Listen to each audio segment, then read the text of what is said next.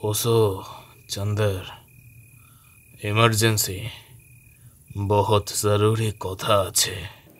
আমি টেবিলের এপাশে বসে পড়লাম। নাগিনা সাহেবের বিড়ির গন্ধকে ঠেকানোর জন্যে পকেট থেকে সিগারেট বের করে ধরালাম।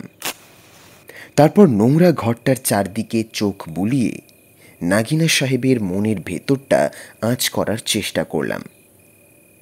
ঘরটা মাপে বড়জোর 10x10, অথচ তার ভেতরে ঠাসা কয়েকশো জিনিস। দুটো শোকেস জাতীয় আলমারি, তার বেশিরভাগ কাঁচই ভাঙা।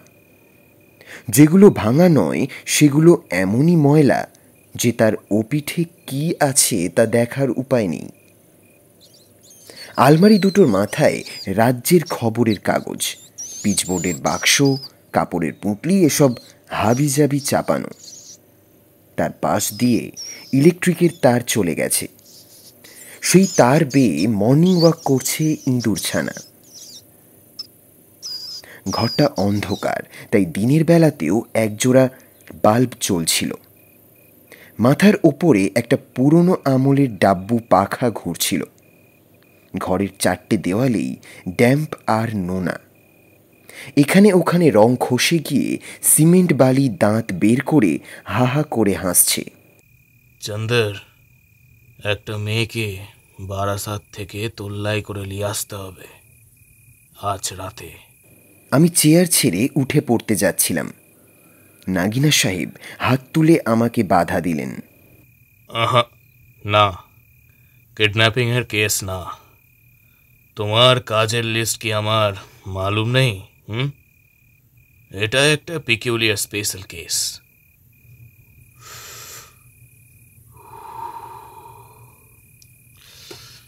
আসলে চন্দর, এই মেয়েটা দল বদলি করছে।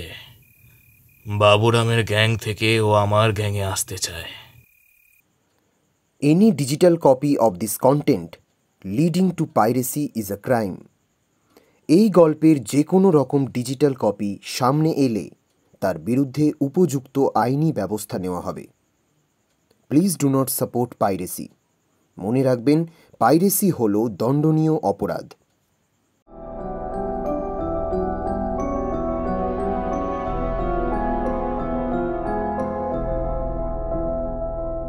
বাংলা সাহিত্যের রোমাঞ্চময় গল্পের ঝুলি দিয়ে সাজানো আমাদের এই বিশেষ উপস্থাপনা দ্য অ্যাডভেঞ্চার স্টেশন। আজকে আপনাদের জন্য রয়েছে অনীশ দেবের লেখা মরণ রেখা। অনীশ দেবের জন্ম 1951 সালের 22শে অক্টোবর। আনন্দমেলা, শুকতারা, নবকল্লোল, কিশোর বিজ্ঞানী সহ পশ্চিমবঙ্গের প্রায় সমস্ত জনপ্রিয় পত্রিকাগুলিতে তার লেখা প্রকাশিত হয়েছে। আজকের গল্প পাঠ ও একটি বিশেষ চরিত্রে আমি স্বর্ণাভ। শুরু হচ্ছে আমাদের আজকের উপস্থাপনা, অনীশ দেবের লেখা মরণ রেখা। ছোট্ট একটা নোংরা ঘরে ছোট্ট একজন নোংরা মানুষ। ঘরের ভেতরটা যেমন নোংরা, তেমনি নোংরা ওর মনের ভেতরটাও। সেই জন্যেই ওকে সবাই ভয় পায়। আমিও সেই নিয়মের বাইরে নই, তাই ওকে একটু আধটু ভয় যেমন পাই, তেমন সাবধানও থাকি। আসলে আমার কাজের লাইনটাই জীবন মৃত্যু পায়ের ভৃত্য টাইপের। মানে আমার দুটি মাত্র চাকর, জীবন আর মরণ। এছাড়া আমার আর কেউ নেই। নাগিনা সাহেব চেয়ারে হেলান দিয়ে বসে বিড়ি টানছিলেন। ছোট্ট ঘরটা বিড়ির গন্ধে বস্তির বাথরুমের কথা মনে করিয়ে দিচ্ছিল। আমি ঘরে ঢোকা মাত্রই নাগিনা সাহেব সামনের টেবিলের ওপর ঝুঁকে পড়লেন।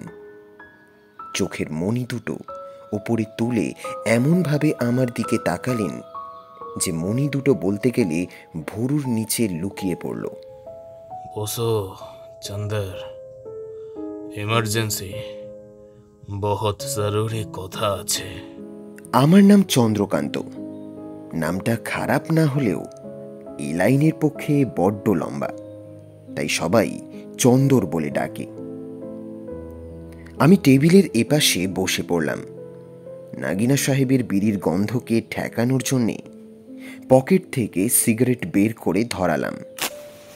তারপর নোংরা ঘরটার চারদিকে চোখ বুলিয়ে নাগিনা সাহেবের মনের ভেতরটা আঁচ করার চেষ্টা করলাম।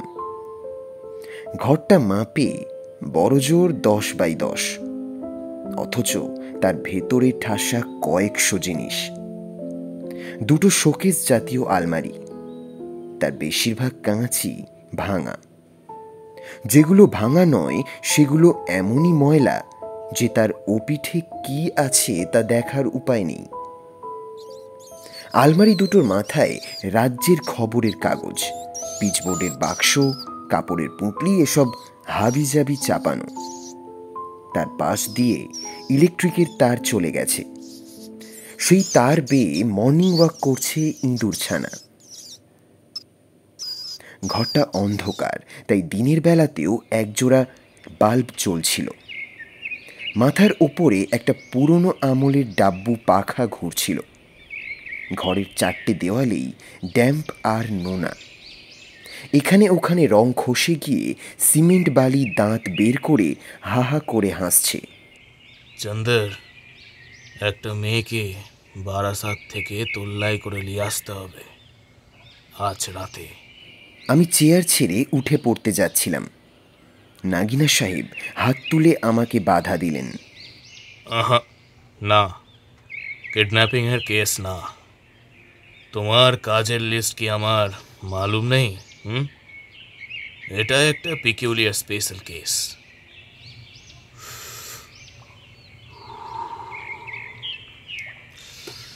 আসলে চন্দর, এই মেয়েটা দল বদলি করছে।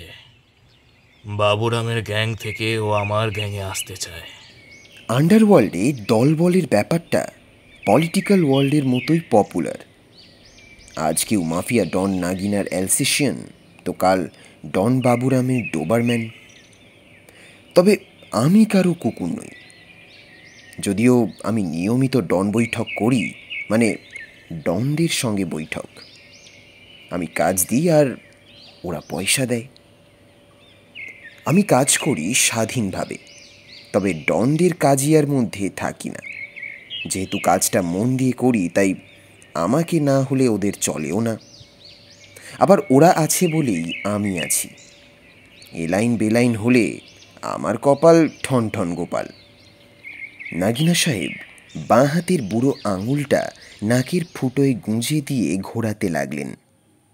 সেই অবস্থাতেই ডান হাতের আঙুলে চেপে ধরা বিড়িটায় কায়দা করে একজোড়া টান দিলেন। তারপর গল্পটা আমাকে শোনালেন। মেয়েটির নাম নিশা। বছর 5 ধরে বাবুরামের দলে আছে। এখন দল ছেড়ে দিতে চায়। সাধারণত এরকম শখ হলে সে খালাস হয়ে যায়, কিন্তু নিশার বেলায় সেটা হয়নি। কারণ ওই দলেরই মিরচান্দানি নামে একটা ছেলে নিশাকে ভালোবেসেছে, ওকে নিয়ে ঘর বাঁধতে চায়। তাই মিরচান্দানি নিশাকে নাগিনা সাহেবের দলে ঢোকাতে চায়। পরে ও নিজেও দলবল করবে, কারণ ওরা দুজনে নাগিনার দলে চলে এলে আর কোনো চিন্তা নেই। ওরা বিয়ে শাদী করে দলে থাকতেও পারে, আবার দল ছেড়েও দিতে পারে। নাগিনা সাহেবের দলে এরকম কোনো নিয়ম নেই যে দল ছাড়লে দুনিয়া ছাড়তে হবে। সুতরাং খুব সাবধানে এবং গোপনে নিশাকে নাগিনা সাহেবের কাছে নিয়ে আসতে হবে। এর এতটুকু এদিক ওদিক হলে চলবে না। নাগিনা সাহেব হাতে বিড়িটায় শেষ টান দিয়ে ওটা ছুঁড়ে ফেলে দিলেন মেঝেতে। তারপর জিভ ঠোঁটে ঠেকিয়ে থুথু শব্দ করলেন। চন্দর, তুমি তো জানো আমি কাউকে ডিস্টার্ব করি না, যদি না আমায় কেউ ডিস্টার্ব করে। মন চায় তো আমার গ্যাংয়ে থাকো, খাও দাও, ফুর্তি মौज করো না। আর যদি মন না চায় তো कोई बात নেই, যেখানে মন চায় চলে যাও।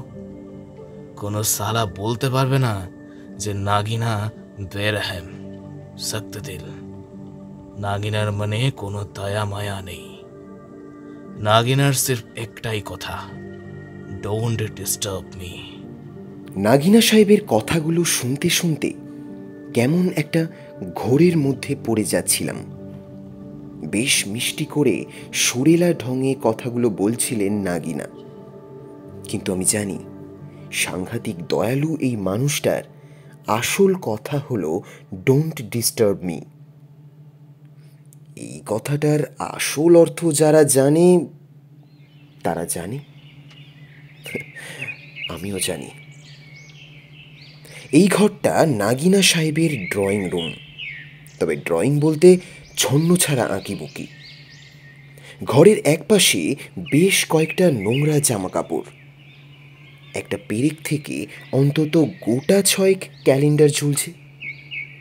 তার মধ্যে সবচেয়ে ওপরেরটা এ বছরের, বাকিগুলো তার আগের এবং তারও আগের। হাতের সিগারেটটা শেষ হয়ে এসেছিল, ওটা মেঝেতে ফেলে পায়ে ঘষে নিভিয়ে দিলাম। যে চেয়ারটায় বসেছিলাম সেটা ঠকঠক করে নড়ছিল, সেই আওয়াজে ফুসফুস শব্দটা আমি শুনতে পাইনি।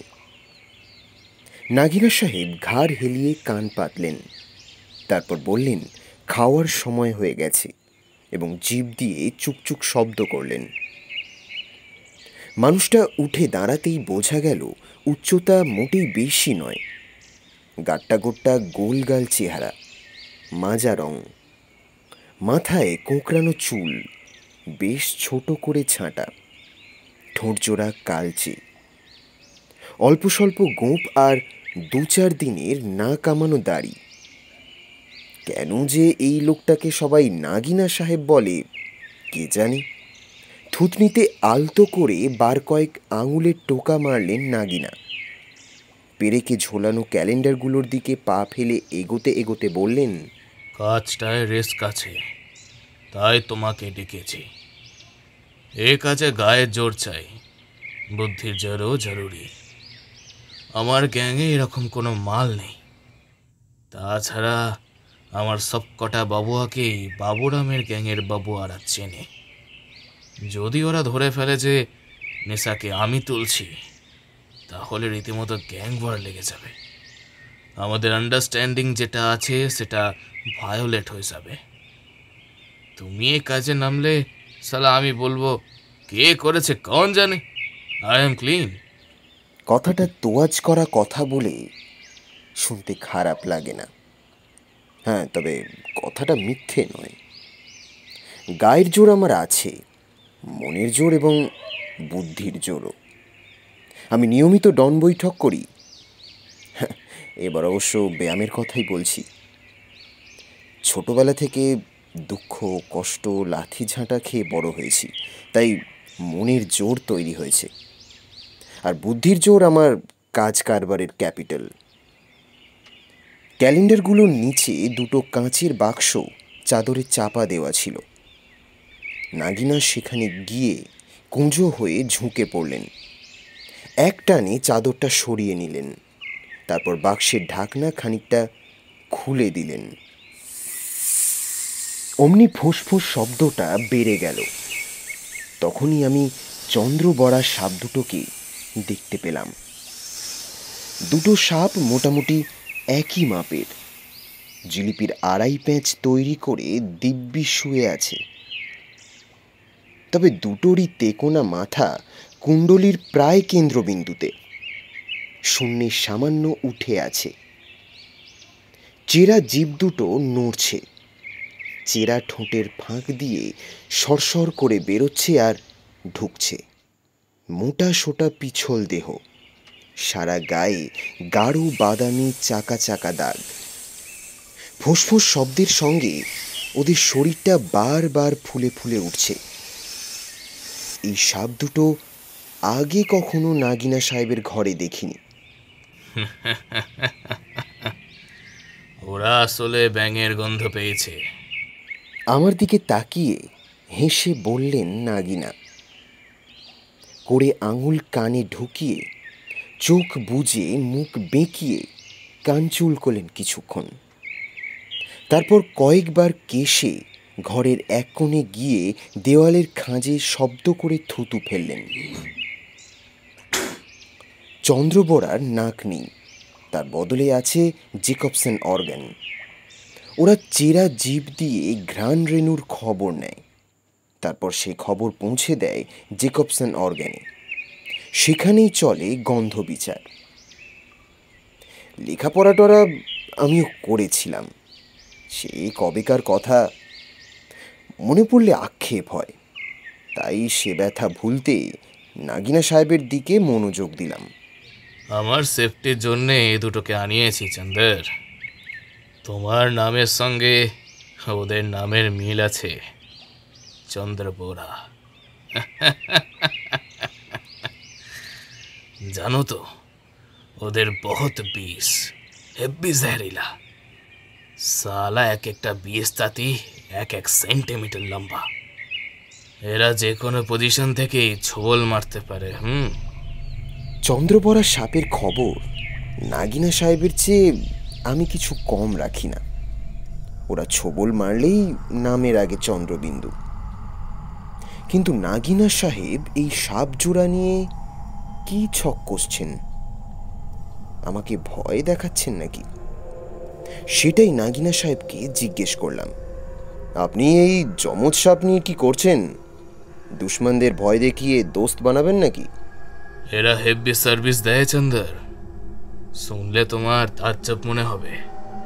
কথা বলতে বলতে বাক্স দুটোর পাশে রাখা একটা টিনের কৌটো হাতে তুলে নিলেন নাগিনা। কৌটোর ঢাকনা খুলে ভেতরে হাত ঢুকিয়ে দিলেন। একটা বড় সড়ো ব্যাঙ বের করে নিয়ে এলেন বাইরে। তারপর চকাত করে ওটার মাথায় চুমু খেলেন। আমার গা কেমন যেন ঘিন ঘিন করে উঠল, কিন্তু তখনও অনেক বাকি ছিল। আচমকা ঝুঁকে পড়ে ব্যাঙটাকে একটা কাঁচের বাক্সে ফেলে দিলেন নাগিনা। বললেন, এরা জেনারেলি ইঁদুর বা পাখি খেতে পছন্দ করে, কিন্তু সেগুলো এখানে রোজ রোজ জোগাড় করা মুশকিল, তাই ব্যাঙের আদত করাচ্ছি। সাপটা বোধহয় ক্ষুধার্ত ছিল, কারণ ব্যাঙটা বাক্সে পড়া মাত্রই ওটা ছোবল মারল, আর একই সঙ্গে আমাকে চমকে দিয়ে নাগিনার হাত সাপটার ঘাড় লক্ষ্য করে ছোবল মারল। সাপটার ঘাড় মুঠো করে ধরা অবস্থায় নাগিনার হাত ধীরে ধীরে উঠে এলো বাইরে। সাপটা হাঁ করে আছে বটে, কিন্তু বোঝা যায় ওর তেজের আঁচ কমে গেছে। একটু আগেই ও ব্যাঙটার শরীরে বিষ ঢেলে ব্যাঙটাকে কাহিল করে দিয়েছে, কিন্তু তা সত্ত্বেও ওর পিছল শরীরটা নাগিনার হাত পেঁচিয়ে ধরল, কিছু একটা করতে চাইল। আমাকে আবার অবাক করে দিয়ে নাগিনা সাহেব চন্দ্রবরাটার তেকোনা মাথার ওপরে চকিতে চুমু খেলেন, ঠিক যেন ঠোঁটের ছোবল। তারপর সাপটাকে ছেড়ে দিয়ে ওর জুরবা ভাইটাকে আর একটা ব্যাঙ দিলেন। বাক্সের ঢাকনা দুটো ঠিক করে জায়গা মতো টেনে দিলেন এবং কৌটোর মুখ বন্ধ করে সেটা মেঝেতে নামিয়ে রাখলেন। অবশেষে শব্দ করে হাত ঝাড়তে ঝাড়তে শরীরটা সোজা করে আমার দিকে চেয়ে হাসলেন। চন্দর, আমার গ্র্যান্ডফাদার বেঁধেছিল, সাপ খেলা দেখিয়ে পেট ভরাতো। আমিও মাঝে মাঝে সাপ নিয়ে খেলি, আর আর সাপের মাথায়ও চুমু খাই, ব্যাগের মাথাতেও চুমু খাই। দু তরফে চুমু খাওয়ার খেলা আমার জানা আছে। তাই আর কেউ এ কাজ করলে ভীষণ রাগ হয়। বুঝলাম, নাগিনা ইশারায় আমায় সাবধান করছেন। তাতে আরো বুঝলাম যে নিশার কেসটা খুবই জবরদস্ত।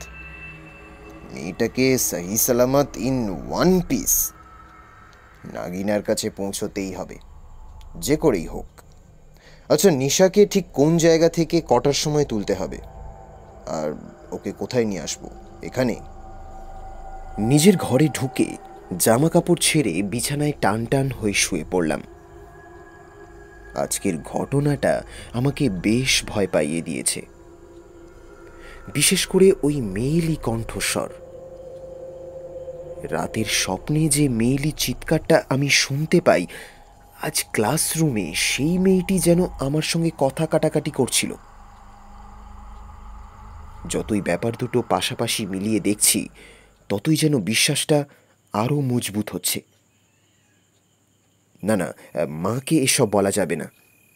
মিতা ফিরলে ওর সঙ্গে একবার আলোচনা করে দেখব। সত্যি কি আমার ভয়ের কোনো ভিত্তি আছে? ভাবতে ভাবতে তন্দ্রায় চোখ বুজে এলো। রাতের অন্ধকারে লেকের জল চিরে ছিপটা আবার ভেসে আসছিল, আগের মতোই সেই দুটো ছায়ামূর্তি। আবার মাথায় লাঠির আঘাত, তারপর তীক্ষ্ণ কিছু বুকে বিঁধে যাওয়ার বেদনা। ঠান্ডা জল আমার নাকে মুখে ঢুকে পড়ছে, দম আটকে আসছে। মিতার ধাক্কায় আমার স্বপ্ন ভাঙল। বড় বড় শ্বাস নিয়ে আমি হাঁপাচ্ছিলাম। ও বলল, কি রে, তুই আজ ডক্টর প্রধানের কাছে যাসনি? মিতাকে সব খুলে বললাম। ও কিছুক্ষণ দাঁত দিয়ে ঠোঁট কামড়ে ধরল, তারপর বলল, তুই কি তাহলে সাইকিয়াট্রিস্ট দেখাবি? কি জানি। ক্লাসে তোর কথাগুলো টেপ করালে পারতিস। কেন? আমার বন্ধু রমা আছে, তুই চিনিস, আমাদের বাড়িতে অনেকবার এসেছে। আরে ওই যে চোখে চশমা, রোগা মতন, কথায় কথায় হিন্দি বলে। মনে পড়েছে, ওই সমস্তিপুরের প্রোডাক্ট, ক্যালকাটা ইম্পোর্টেড। ওকে একদিন বলেছিলাম পল সায়েন্সে এমএ না পড়ে হিন্দিতে পড়লে পারতে। ও বলেছিল, কেন, এমএ পাশ করে আবার সমস্তিপুরে ফিরে যাব নাকি? সেই রমা তো। হ্যাঁ, ওর পিসে মশাই ডক্টর নবকৃষ্ণ সেন, ভদ্রলোক, অনেক রকম ভাষা জানেন। তোর কথাগুলো শুনলে উনি হয়তো বলতে পারতেন তার মানে কি, আর তার থেকেই তোর স্বপ্নের হয়তো একটা সলিউশন বেরিয়ে আসতো। কথাগুলো মিতা মন্দ বলেনি। এরকম চেষ্টা একটা করলে ক্ষতি কি? আমার পাড়ার বন্ধু সমীরের একটা নতুন বিদেশি টেপ রেকর্ডার আছে। তাতে রেকর্ডার অন করলেই টেপ ঘোরে না। রেকর্ডার অন করে কেউ কথা বলতে শুরু করলেই রেকর্ডিং শুরু হয়, আবার কথা থেমে গেলেই রেকর্ডিং বন্ধ হয়ে যায়। Automatic recording system. শুনেছি বিদেশি লেখক আর্ল স্ট্যানলি গার্ডনার নাকি এই রকম টেপ রেকর্ডার ব্যবহার করতেন। উপন্যাস লিখতেন না, টেপ রেকর্ডারের সামনে সময় সুযোগ মতো বলে যেতেন। পরে তার সেক্রেটারি কথাগুলো টাইপ করে ড্রাফট তৈরি করত, আর গার্ডনার সেগুলো কারেকশন করে ফাইনাল ম্যানুস্ক্রিপ্ট দিয়ে দিতেন প্রকাশকদের। ঠিক করলাম আজ সন্ধেবেলায় সমীরের কাছে যাব। টেপ রেকর্ডারটা কদিনের জন্য ধার চাইব, তারপর দেখি কি হয়। সুতরাং মিতাকে বললাম, সাজেশনের জন্য ধন্যবাদ, কিন্তু মাকে কিছু বলিস না। এই ড্রিম পাজলটা আমাদের দুজনকেই সলভ করতে হবে। এখন ওর তো মুড়ি আর তেলে ভাজার অ্যারেঞ্জমেন্ট করেছি, খাবি চল। আচ্ছা আচ্ছা, যাচ্ছি, যা। আর শোন, ড্রিম থিওরির ওপরে দু একটা বই আমাকে জোগাড় করে দিতে পারবি? ঠিক শুনছি তো দাদা, বস্তুবাদী ফিজিক্সের অধ্যাপকের একই দুরবস্থা। কদিন আগে তুই তো বলতি স্বপ্ন তত্ত্বরত আজগুবি।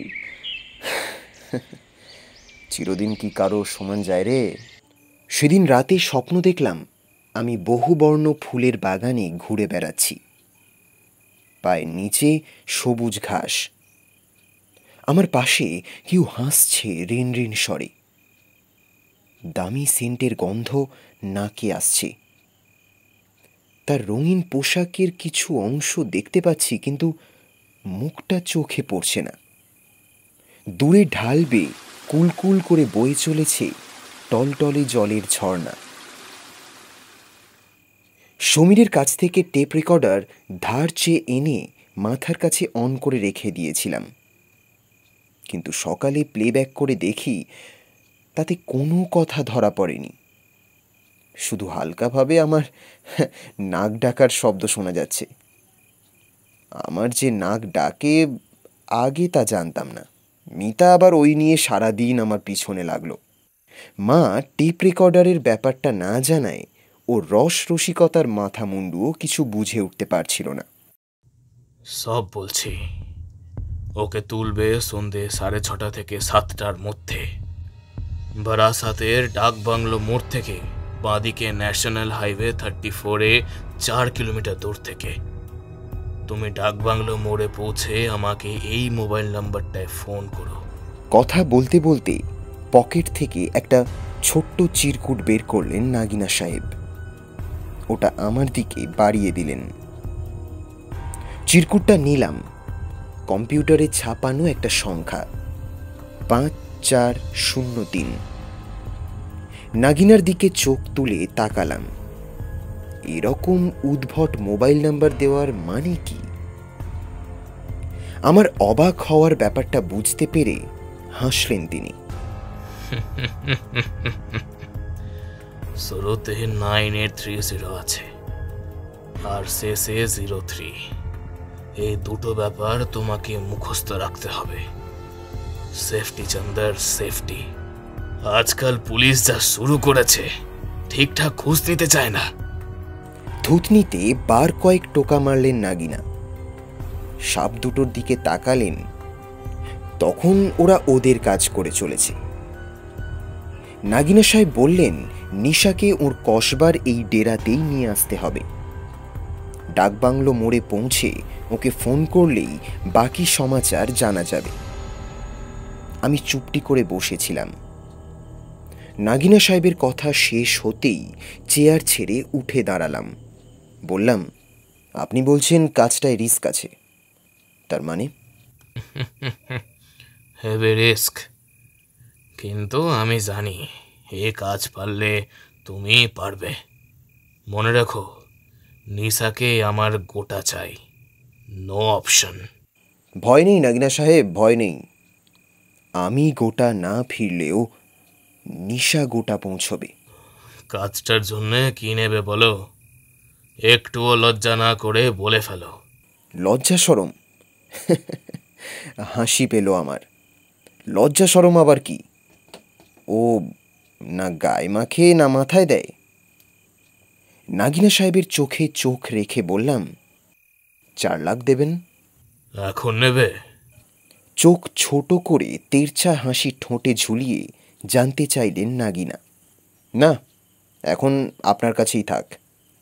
আপনার চেয়ে সেফ কোনো ব্যাংক কলকাতায় আছে নাকি? বিশ্বাস, বিশ্বাস। এজন্যই তোমাকে আমার এত ভালো লাগে। আমি কবজি উল্টে ঘড়ি দেখলাম। বললাম, আর দেরি করব না। অপারেশনটার জন্যে অনেক অ্যারেঞ্জমেন্ট করতে হবে। আমি এখান থেকে বেরিয়ে যাওয়ার পর আপনি আমার সঙ্গে আর কিন্তু কন্ট্যাক্ট করবেন না, বা চেষ্টাও করবেন না। সবসময় আপনার দেওয়া নাম্বারে আমি কন্ট্যাক্ট করব। চন্দর, তোমার সঙ্গে আমি আজ নতুন কাজ করছি না। আমি জানি তুমি 1.5 ডজন ক্যাশ কার্ড ইউজ করো, আর 3 দিন পর পর নতুন নতুন কার্ড কেনো। পুরনো কয়েকটা ফেলে দাও। না ব্রাদার, তোমার তরিকা আমার বহুত পছন্দ। ওকে, রাতে তাহলে তোমার সঙ্গে দেখা হচ্ছে, উইথ নিশা। আমি ঘাড় নাড়লাম। নোংরা ঘর এবং নোংরা মানুষটাকে ছেড়ে বেরিয়ে আসতে যাব, হঠাৎই 3টে লোক হুট করে ঢুকে পড়ল। তাদের মধ্যে 2জনের গালে আর একজনের গলায় কাটা দাগ, যাকে বলে একেবারে আগ মার্কা ছাপ। নাগিনার দলে নাম লেখানোর এটাই বেসিক কোয়ালিফিকেশন। একটু পরেই বুঝলাম আমার বুঝতে ভুল হয়েছে, কারণ মাঝের টাক মাথা বেঁটে লোকটাকে টেনে হিঁচড়ে ঘরে ঢুকিয়েছে বাকি 2জন, এবং লোকটার গাল বেয়ে সরু রক্তের রেখা গড়িয়ে পড়ছে। বাকি 2জনের একজন নাগিনাকে বলল, বস, পরেশ মল্লির কাছ থেকে সুপারি নিয়ে এই সালাই রদুয়াকে উড়িয়েছে। কিছুতেই সালা বলছে না পরেশ মল্লি এখন কোথায় ঠেক বসিয়েছে।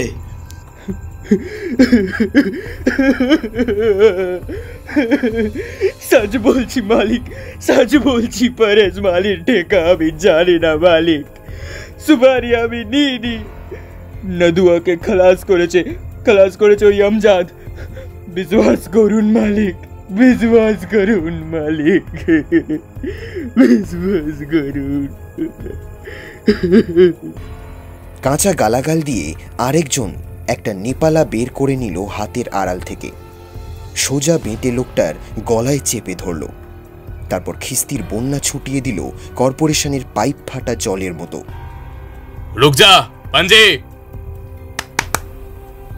সঙ্গে সঙ্গে নেপালা উঁচিয়ে ধরা লোকটা, যার নাম সম্ভবত পাঞ্জি, থমকে গেল, মুখ ঘুরিয়ে তাকালো নাগিনা সাহেবের দিকে। নাগিনা হাসলেন, আমার দিকে তাকিয়ে বললেন, তোমাকে বলেছিলাম না চন্দ্রবোড়াগুলো হেভি সার্ভিস দেয়। তারপর মুখে চুকচুক আওয়াজ করে হাতছানি দিয়ে টাক মাথা বেটে লোকটাকে ব্যঙ্গ করে কাছে ডাকলেন, আজা বাবুয়া, আজা আজা। নাগিনা সাহেবের লোক দুজন বেঁটে লোকটাকে টানতে টানতে নাগিনার আরও কাছে নিয়ে গেল। নাগিনা ওর থুতনি ধরে আদর করে নেড়ে দিয়ে বললেন, যা বাবুয়া, চুম্মা খালে। তারপর পাঞ্জির দিকে তাকিয়ে বললেন, পাঞ্জে, একটু চুমা দিয়ে দে একে, তারপর বডিটা খালে ছেড়ে দিস। কাউকে জহরিলা সাপে কাটলে আমি কি করতে পারি?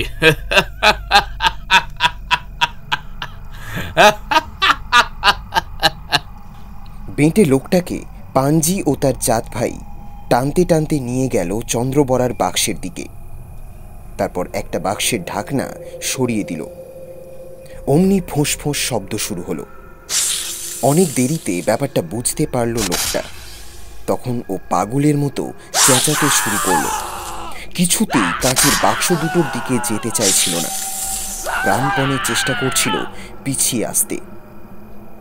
নাগিনা সাহেব তখন গুনগুন করে গান ধরেছেন, আজ ফির জিনে কি তমন্না হ্যায়, আজ ফির মরনে কা ইরাদা হ্যায়।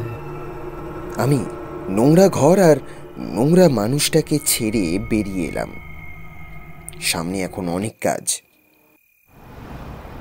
34 নম্বর ন্যাশনাল হাইওয়ের ওপরে কোনো রকমে দাঁড়িয়ে থাকা একটা ধাবায় বসেছিলাম। ধাবার খাঁচাটা এমনভাবে সোজা হয়ে আছে যেন কোনো মাতাল পড়ে যাওয়ার পর অতি কষ্টে আবার বেঁকাতেরাভাবে খাড়া হয়ে দাঁড়িয়েছে। কাঁচের গ্লাসে দেওয়া 3 নম্বর চা শেষ করে সিগারেট ধরাতেই গাড়িটা দেখতে পেলাম। সাদা রঙের একটা অ্যাম্বাসেডর গাড়ি। ধাবা ছাড়িয়ে অন্তত 100 মিটার এগিয়ে রাস্তার ধার ঘেঁষে দাঁড়ালো। একটা মেয়েকে খানিকটা যেন ধাক্কা মেরেই নামিয়ে দিল গাড়ি থেকে। তারপর দরজা বন্ধ করেই গাড়ি ছুট। ঘড়ি দেখলাম 7টা বাজতে 15 মিনিট। ধাবার ময়লা এবড়ো খেবড়ো টেবিলে একটা 50 টাকার নোট নামিয়ে রেখে উঠে দাঁড়ালাম। সঙ্গের ব্যাগটা মাথা গলিয়ে কাঁধে তুলে নিলাম। চটপট পা ফেলে রাস্তায় বেরিয়ে এসে সিগারেটটা ছুঁড়ে ফেলে দিলাম। ধূসর সন্ধ্যা নেমে এসেছে বটে, তবে এখনো পুরোপুরি আঁধার হয়নি। মেয়েটি একটা গাছের নিচে দাঁড়িয়ে আছে। পরনে কালো অথবা গাঢ় রঙের কোনো শাড়ি। হাইওয়ে ধরে ছুটে যাওয়া গাড়ির হেডলাইটের আলো মাঝে মাঝে মেয়েটিকে ছুঁয়ে চলে যাচ্ছে। আমি আর দেরি করলাম না, এখন সময়ের দাম সবচেয়ে বেশি। চট করে রাস্তা পার হয়ে রাস্তার পাশের ঢালে নেমে গেলাম। সেখানে আমার বাইক দাঁড় করানো ছিল। বাইকের ডিগিতে অপারেশনের মেশিনপত্র ঠাসা, আর তার গায়ে দুটো হেলমেট ঝুলছে। লক খুলে একটা হেলমেট বের করে নিলাম। সেটা মাথায় দিয়ে নিশাকে লক্ষ্য করে বাইক ছুটিয়ে দিলাম। আমার বুকের ভেতরে যুদ্ধের বাজনা শুরু হলো। এই বাজনা আমার বড় ভালো লাগে। রাস্তা মসৃণ, দুপাশে বড় বড় গাছ, আরও দূরে খুচরো ছোট মাপের ঘর বাড়ি, কোথাও কোথাও ঝুপড়ি দোকানপাট। আকাশে বাঁকা চাঁদ মুচকি হাসছে। তার আড়ালে বোধহয় নিয়তিও। মেয়েটির কাছে পৌঁছে বাইক থামালাম। চারপাশে নজর করে দেখলাম। রাস্তার ধার ঘেঁষে পার্ক করা অন্য কোনো গাড়ি কিংবা বাইক চোখে পড়ল না। ও একটু যেন ভয় পেয়ে গেল প্রথমটায়, তারপরেই অবশ্য সামলে নিল। বাইকের পেছনে তাড়া করে আসা ধুলো এড়াতে মুখে আঁচল চাপা দিল, কিন্তু কৌতূহল ভরা চোখ দুটো সবসময় আমাকে লক্ষ্য করছিল। আমি জিজ্ঞেস করলাম, আপনার নামটা কাইন্ডলি বলবেন? নিশা, নিশা সেনগুপ্ত। বাবুরামের গ্যাংয়ের নিশা? হ্যাঁ হ্যাঁ। এই রকম প্রশ্নোত্তর হওয়ার কথাই ছিল। ডাকবাংলো মোড়ে পৌঁছে নাগিনা সাহেবকে ফোন করে সেটা জেনেছিলাম। কথার শেষে তিনি বলেছিলেন একটু পরে আবার ফোন করতে। আমি নিশাকে চোখের ইশারা করে বাইকের পেছনের সিটটা দেখিয়ে বললাম, বসে পড়ুন, নাগিনা সাহেব আমাকে পাঠিয়েছেন। আঁচল সরে গেল মুখ থেকে। আরেকটা চাঁদ বেরিয়ে গেল আড়াল থেকে। আমি অবাক হয়ে গেলাম। এরকম রূপসী মুখ বহুদিন দেখিনি। ফর্সা লম্বাটে মুখ, নাকে নাকছাবি, কপালে এক ফোঁটা টিপ, বাঁ চোখের পাশে একটা ছোট্ট তিল। ওকে কোনো গ্যাংয়ে ঠিক মানায় না, সেজন্যই হয়তো ওর দাম এত বেশি। জলদি বসে পড়ুন, দেরি করবেন না। এটা মাথায় দিন, নইলে ট্রাফিক পুলিশের খপ্পরে পড়লে সব প্ল্যান চৌপাট হয়ে যাবে। নিশা আমার কথা শুনল। হাতের হ্যান্ডব্যাগটা সামলে নিয়ে হেলমেট মাথায় দিয়ে বসে পড়ল বাইকে। সঙ্গে সঙ্গে বাইক ঘুরিয়ে ছুটিয়ে দিলাম ডাকবাংলো মোড়ের দিকে। একটু পরেই মনে হলো নাগিনা সাহেবকে একটা ফোন করা দরকার। নিশাকে তোলার কিছুক্ষণ আগে ওকে দ্বিতীয়বার ফোন করেছিলাম। তখন নাগিনা সাহেব বাকি ইনফরমেশন দিয়েছিলেন। নিশা যে কালো সিল্কের শাড়ি পরে থাকবে সেটা বলেছিলেন। তারপর বলেছিলেন কাজ হয়ে গেলে ফোন করে জানাতে। ডাকবাংলো মোড় ছাড়িয়ে যশোর রোডে খানিকটা পথ এসে বাইক থামালাম। গাড়ি থেকে নেমে নিশাকে বললাম, আসুন একটু চা খেয়ে নি। বলছিলাম যে সময় নষ্ট করার কি দরকার, নাগিনা সাহেবের ওখানে পৌঁছে তারপর না হয়। আমরা যে সময় নষ্ট করতে চাইবো না সেটাই সবাই ভাববে। বাবুরামের দলের লোকও, সেই জন্যেই সময় নষ্ট করাটা খুব জরুরি। আমার কাজের স্টাইলটা একটু আলাদা। আসুন আসুন। চারপাশে সন্দেহের নজর বোলাতে বোলাতে নিশা আমার পিছু নিল। রাস্তার ধারের একটা ব্যস্ত দোকানে ঢুকে পড়লাম আমরা। দোকানটায় চা সিঙ্গারা থেকে মিষ্টি কোল্ড ড্রিঙ্কস সবই পাওয়া যায়। কাউন্টারে বেশ ভিড়। একটা কোণের টেবিল খালি দেখে সেটা বেছে নিলাম। কোণের টেবিলের সুবিধে হচ্ছে কে ঢুকছে আর কে বেরোচ্ছে স্পষ্ট নজর রাখা যায়। নিশাকে জিজ্ঞেস করলাম, কি খাবেন বলুন। জাস্ট একটা কোক। লক্ষ্য করলাম দোকানের অনেকেই নিশাকে বারবার দেখছে। অবশ্য ও দেখার মতোই। আমি বেয়ারাকে ডেকে দুটো কোক দিতে বললাম। ওর হাতে একটা 20 টাকার নোট গুঁজে দিয়ে বললাম, বকশিস, এই টেবিলে আর কেউ যেন ডিস্টার্ব না করে। আমরা মিনিট 15 এখানে বসবো। একগাল হাসি এবং সেলাম। তারপরই ঝটপট একটি হিমশীতল কোক এসে গেল। আমি নিশাকে কোক নিতে ইশারা করলাম এবং নাগিনা সাহেবকে ফোন লাগালাম। হ্যালো, চন্দর বলছি, ও এখন আমার কাছে। সাবাস, মিরচন্দানি আমাকে ফোনে জানিয়েছে নিশাকে ও স্পটে নামিয়ে দিয়েছে। ওকে, ফোনে কোনো নাম নেওয়ার দরকার নেই, লাইন ট্যাপ হতে পারে। আমরা ঠিক আছি, ডোন্ট ওয়ারি। তোমরা এখন কোথায়? একটা মিষ্টির দোকানে। কি সব উল্টো পাল্টা বলছো? দোকান ফোকান না, জায়গার নাম বলো। আপনার শরীর কেমন আছে? আচ্ছা, লাইন ছেড়ে দিচ্ছি, পরে আবার ফোন করব। এক মিনিট। তোমরা এক্স্যাক্টলি কোন জায়গাটায়? বাচ্চাদের মতন বেকার কোশ্চেন কেন করছেন স্যার? পরে কথা হবে, লাইন কেটে দিলাম। আপনি দেখছি খুব কশাস। এটাই এই লাইনের দস্তুর ম্যাডাম। কেন, আপনি কশাস থাকেন না? থাকি, তবে সাবধানে থাকলেই তো আর সবসময় বাঁচা যায় না, মরতেও তো হয়। মরতে আপনি ভয় পান? না। কেন? আপনার কি ধারণা আমি বেঁচে আছি? কথাটা আমাকে ধাক্কা দিল। নিশার দিকে ভালো করে তাকালাম। ওর টানা টানা চোখে আচমকা একটা দুঃখের ছায়া নেমে এসেছে যেন। আমার অবস্থা জানেন, ছোটবেলার সেই 16 কাটা খেলার মতন। রাজা একটি বালিকা চাইল, নাও নাও বালিকা নাও। কখনো বাবুরাম তো কখনো নাগিনা সাহেব। লাইফটাই কি করে যেন লুডোর ছক হয়ে গেল জানেন, যে যখন যেমন খুশি দান চালছে। অবশ্য আপনাকে এসব কথা বলে কি লাভ বলুন, আপনি তো জাস্ট কুরিয়ার। কুরিয়ার না হলে কি বলতেন? আমাকে একটা প্লেন অ্যান্ড সিম্পল লাইফ দিন না। সাদা মাটা ঘরকন্যা করব, বাচ্চা কোলে নিয়ে দুধ খাওয়াবো, কর্তার মাথা টিপে দেব। দুধ কি সব আন শান বকছি। নিন, কাজের কথা থাকলে বলুন তো। মাথা ঝুঁকিয়ে শব্দ করে কোকটা শেষ করতে লাগলো নিশা। আমি ওকে লক্ষ্য করছিলাম। নিশা বাবুরামের দলের মেয়ে, সেখানে নানান অভিজ্ঞতায় পোড় খেয়েছে। ওর চেহারা সুন্দর এবং আধুনিক।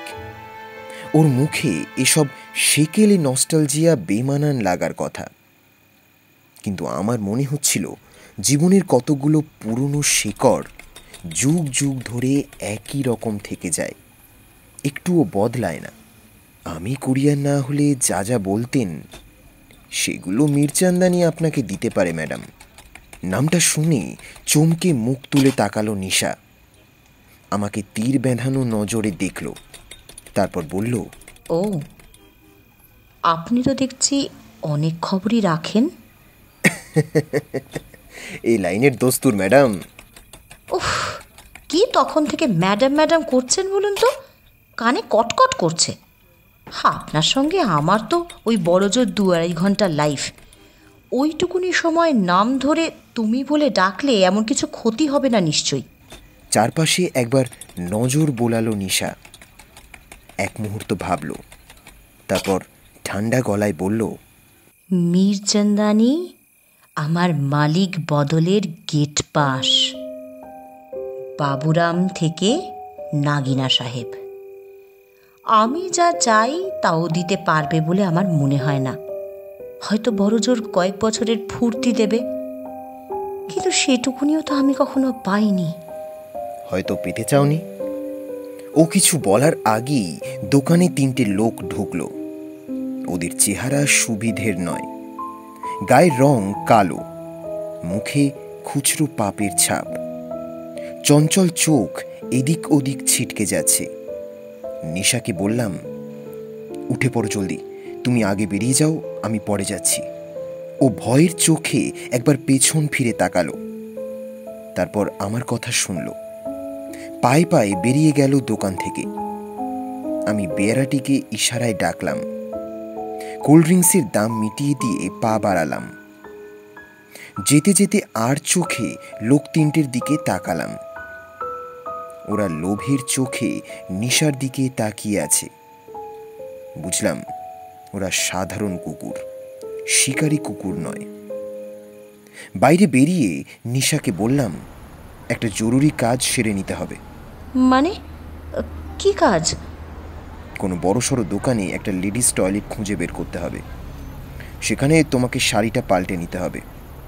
আমার ব্যাগে 3টে শাড়ি আছে, যে কোনো একটা বেছে নিও। সে কি, শাড়ি পাল্টাবো কেন? তুমি যে কালো শাড়ি পরে আছো সেটা বাবুরামের গ্যাংয়ের অনেকেই জানে, নাগিনা সাহেবও জানেন। আমি কোনো রিস্ক নিতে চাই না। আর হ্যাঁ, এই চুল ঘাড় পর্যন্ত কেটে ফেলতে হবে। আপনি আপনি নিশা, বি আ গুড গার্ল। চুল চলে গেলে আবার গজাবে, কিন্তু লাইফ চলে গেলে ফুস। ওকে নিয়ে বাইকের দিকে এগোতে এগোতে বললাম, তুমি যে দলছুট হয়েছ সেটা আর কিছুক্ষণের মধ্যেই বাবুরাম জানতে পারবে। তারপর ওর গ্যাংয়ের খেঁকি কুকুরগুলো তোমাকে হন্যে হয়ে খুঁজে বেড়াবে। এই পোশাকে তোমাকে দেখলে ওরা চট করেই চিনে ফেলবে। হয়তো শাড়ি চুল পাল্টালেও তোমাকে চিনতে পারবে, তবে হ্যাঁ, রিস্কটা একটু কম। আমরা বাইকে উঠে স্টার্ট দিতে না দিতেই কোথা থেকে একটা সাদা মারুতি ভ্যান বুলেটের মতো ছুটে এসে আমাদের ওভারটেক করে একেবারে হুমড়ি খেয়ে থামল। আমি বাইক চালিয়ে দিলাম। কার্গো প্যান্টের পকেটে হাত ঢুকিয়ে একটা মেশিন বার করলাম। পয়েন্ট বের করে নিলাম। Smith and ওয়েসন special model 37.38 special calibre. Double action 5 round গুলি ছোড়া যায়। ওজন প্রায় 400 গ্রাম। আমেরিকার এই মেশিনটার সঙ্গে আমি কায়দা করে লেজার পয়েন্টার লাগিয়ে নিয়েছি। বাইকটাকে চোখের পলকে সাপের মতো পেঁচ খাইয়ে মারুতি ড্রাইভারের জানালার কাছে নিয়ে গেলাম। ততক্ষণে মারুতির পেছনের জানালা দিয়ে পিস্তল ধরা একটা হাত বেরিয়ে এসেছে। আমি চলন্ত বাইক থেকেই ড্রাইভারের মাথায় গুলি করলাম। ওদের পিস্তলের আওয়াজে আমার রিভলভারের শব্দটা চাপা পড়ে গেল। রাস্তার পাবলিক ছোটাছুটি করতে শুরু করলো। একই সঙ্গে কানে এলো নানান গলার চিৎকার, ছুটন্ত গাড়ির ব্রেক কষার শব্দ, গাড়ির ব্যাপ ও হর্ন, সব মিলিয়ে একেবারে দক্ষযোগ্য। আমি ঝুঁকে পড়ে বাইক চালাচ্ছিলাম। নিশাকে বললাম যতটা সম্ভব মাথা নিচু করে থাকতে। হু হু বাতাসে আশপাশের আওয়াজ চাপা পড়ে যাচ্ছিল, তবে বুকের ভেতর যুদ্ধের বাজনা শুনতে পাচ্ছিলাম। গাড়ি নিয়ে কোনো অ্যাকশন হলে আমি সবার আগে ড্রাইভারকে টপকে দিই। তাতে বিরাট একটা সুবিধে আছে। বেশিরভাগ সময় দেখা যায় গাড়ির অন্য ছেলেগুলো স্টিয়ারিং ধরতে জানে না, আর কেউ যদি জানেও তাহলে ডেড বা হাফ ডেড ড্রাইভারকে ঠেলে সরিয়ে সেখানে পজিশন নিতে নিতে অনেকটা সময় চলে যায়।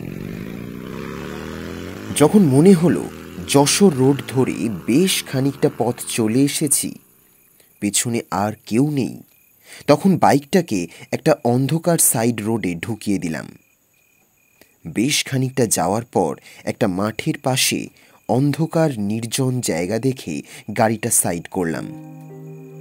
ব্যাগ থেকে শাড়ির প্যাকেটটা বের করে নিশার হাতে দিলাম। কুইক, ওই গাছটার আড়ালে দাঁড়িয়ে ঝট করে শাড়িটা চেঞ্জ করে নাও। নিশা কি একটা বলতে গিয়েও চুপ করে গেল। চাঁদের আলোয় ওর নাকছাবিটা চিকচিক করছিল। আমি ওকে ছোট্ট করে ঠেলা দিলাম, সময় নষ্ট করো না, জলদি। হ্যান্ডব্যাগটা আমার হাতে দিয়ে ও গাছের আড়ালে যেতেই আমি অন্যদিকে মুখ করে দাঁড়ালাম। এই অভিনয়টা নাক গলানে পাবলিকের জন্যে। 15 কি 20 সেকেন্ডের মধ্যেই নিশা চলে এলো। এই নিন, কালো শাড়িটা প্যাকেটে ঢুকিয়ে নিয়েছি। গুড বলে প্যাকেটটা ওর হাত থেকে নিয়ে ব্যাগে চালান করলাম। ওর হ্যান্ডব্যাগটা ফিরিয়ে দিলাম। তারপর কার্গো প্যান্টের বাঁ দিকের পকেট থেকে কাঁচি বের করে ওকে বললাম, ঘুরে দাঁড়াও। ও ঘুরে দাঁড়াতেই ঘাড় বরাবর কাঁচি চালালাম। তারপর দোকানের পাশেও। এখন নিশার মুখটা খানিকটা অন্য রকম লাগছে। তাড়াহুড়োয় ওকে এর চেয়ে বেশি বদলানো যাবে না। তবুও শেষ তুলির টান হিসেবে একটা বড় লাল টিপ শার্টের বুক পকেট থেকে বের করে ওর কপালের ছোট্ট কালো বিন্দির উপরে সেঁটে দিলাম। ব্যাস, আমরা বাইকে উঠে ইঞ্জিন স্টার্ট করলাম।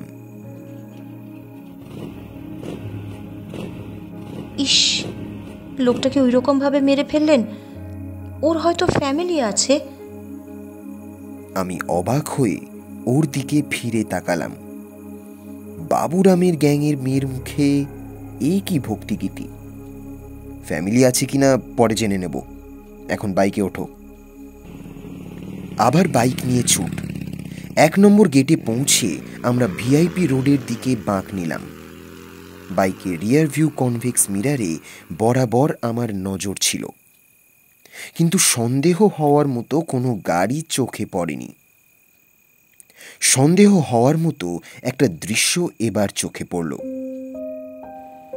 ভিআইপি রোড ধরে এসে এয়ারপোর্টের দিকে যাওয়ার রাস্তার কাছে পৌঁছতেই আমি বাইকের স্পিড কমিয়ে দিলাম, কারণ সামনে তাকিয়ে দেখি একটা বাইক ভিআইপি রোডে আড়াআড়িভাবে কাত হয়ে পড়ে আছে।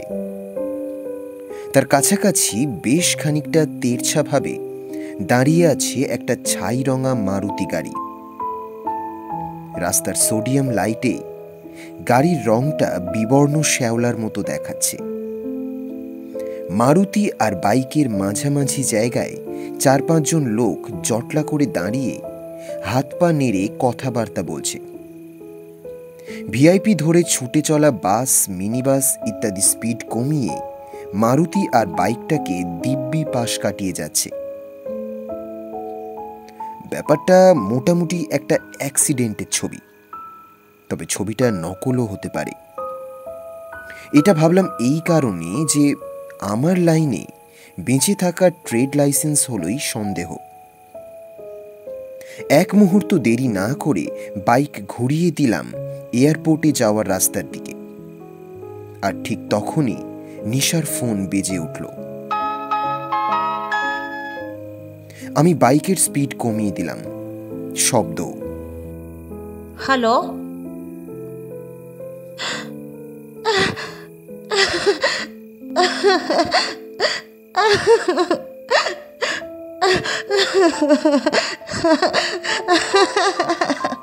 ফোনটা আঁকড়ে ধরে ডুকরে কেঁদে উঠল নিশা। আমি সবে স্পিড নিতে শুরু করেছিলাম, ওর কান্না শুনে গাড়ি থামিয়ে দিলাম। জায়গাটা নির্জন, রাস্তার দুপাশে এলোমেলো গাছপালা। একটু এগোলেই হোটেল এয়ারপোর্ট অশোক। কি হয়েছে, কাঁদছো কেন?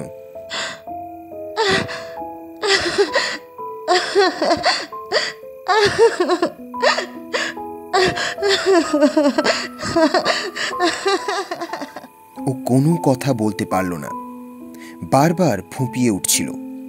ফোনটা হাতের মুঠোয় ধরা। আমি বাইক থেকে নেমে দাঁড়ালাম, এক হাতে হ্যান্ডেল ধরে রেখে মোবাইল ফোনটা ছিনিয়ে নিলাম ওর হাত থেকে। ফোনটা কানে লাগাতেই কথা শুনতে পেলাম। একজন পুরুষ চিবিয়ে চিবিয়ে কথা বলছে।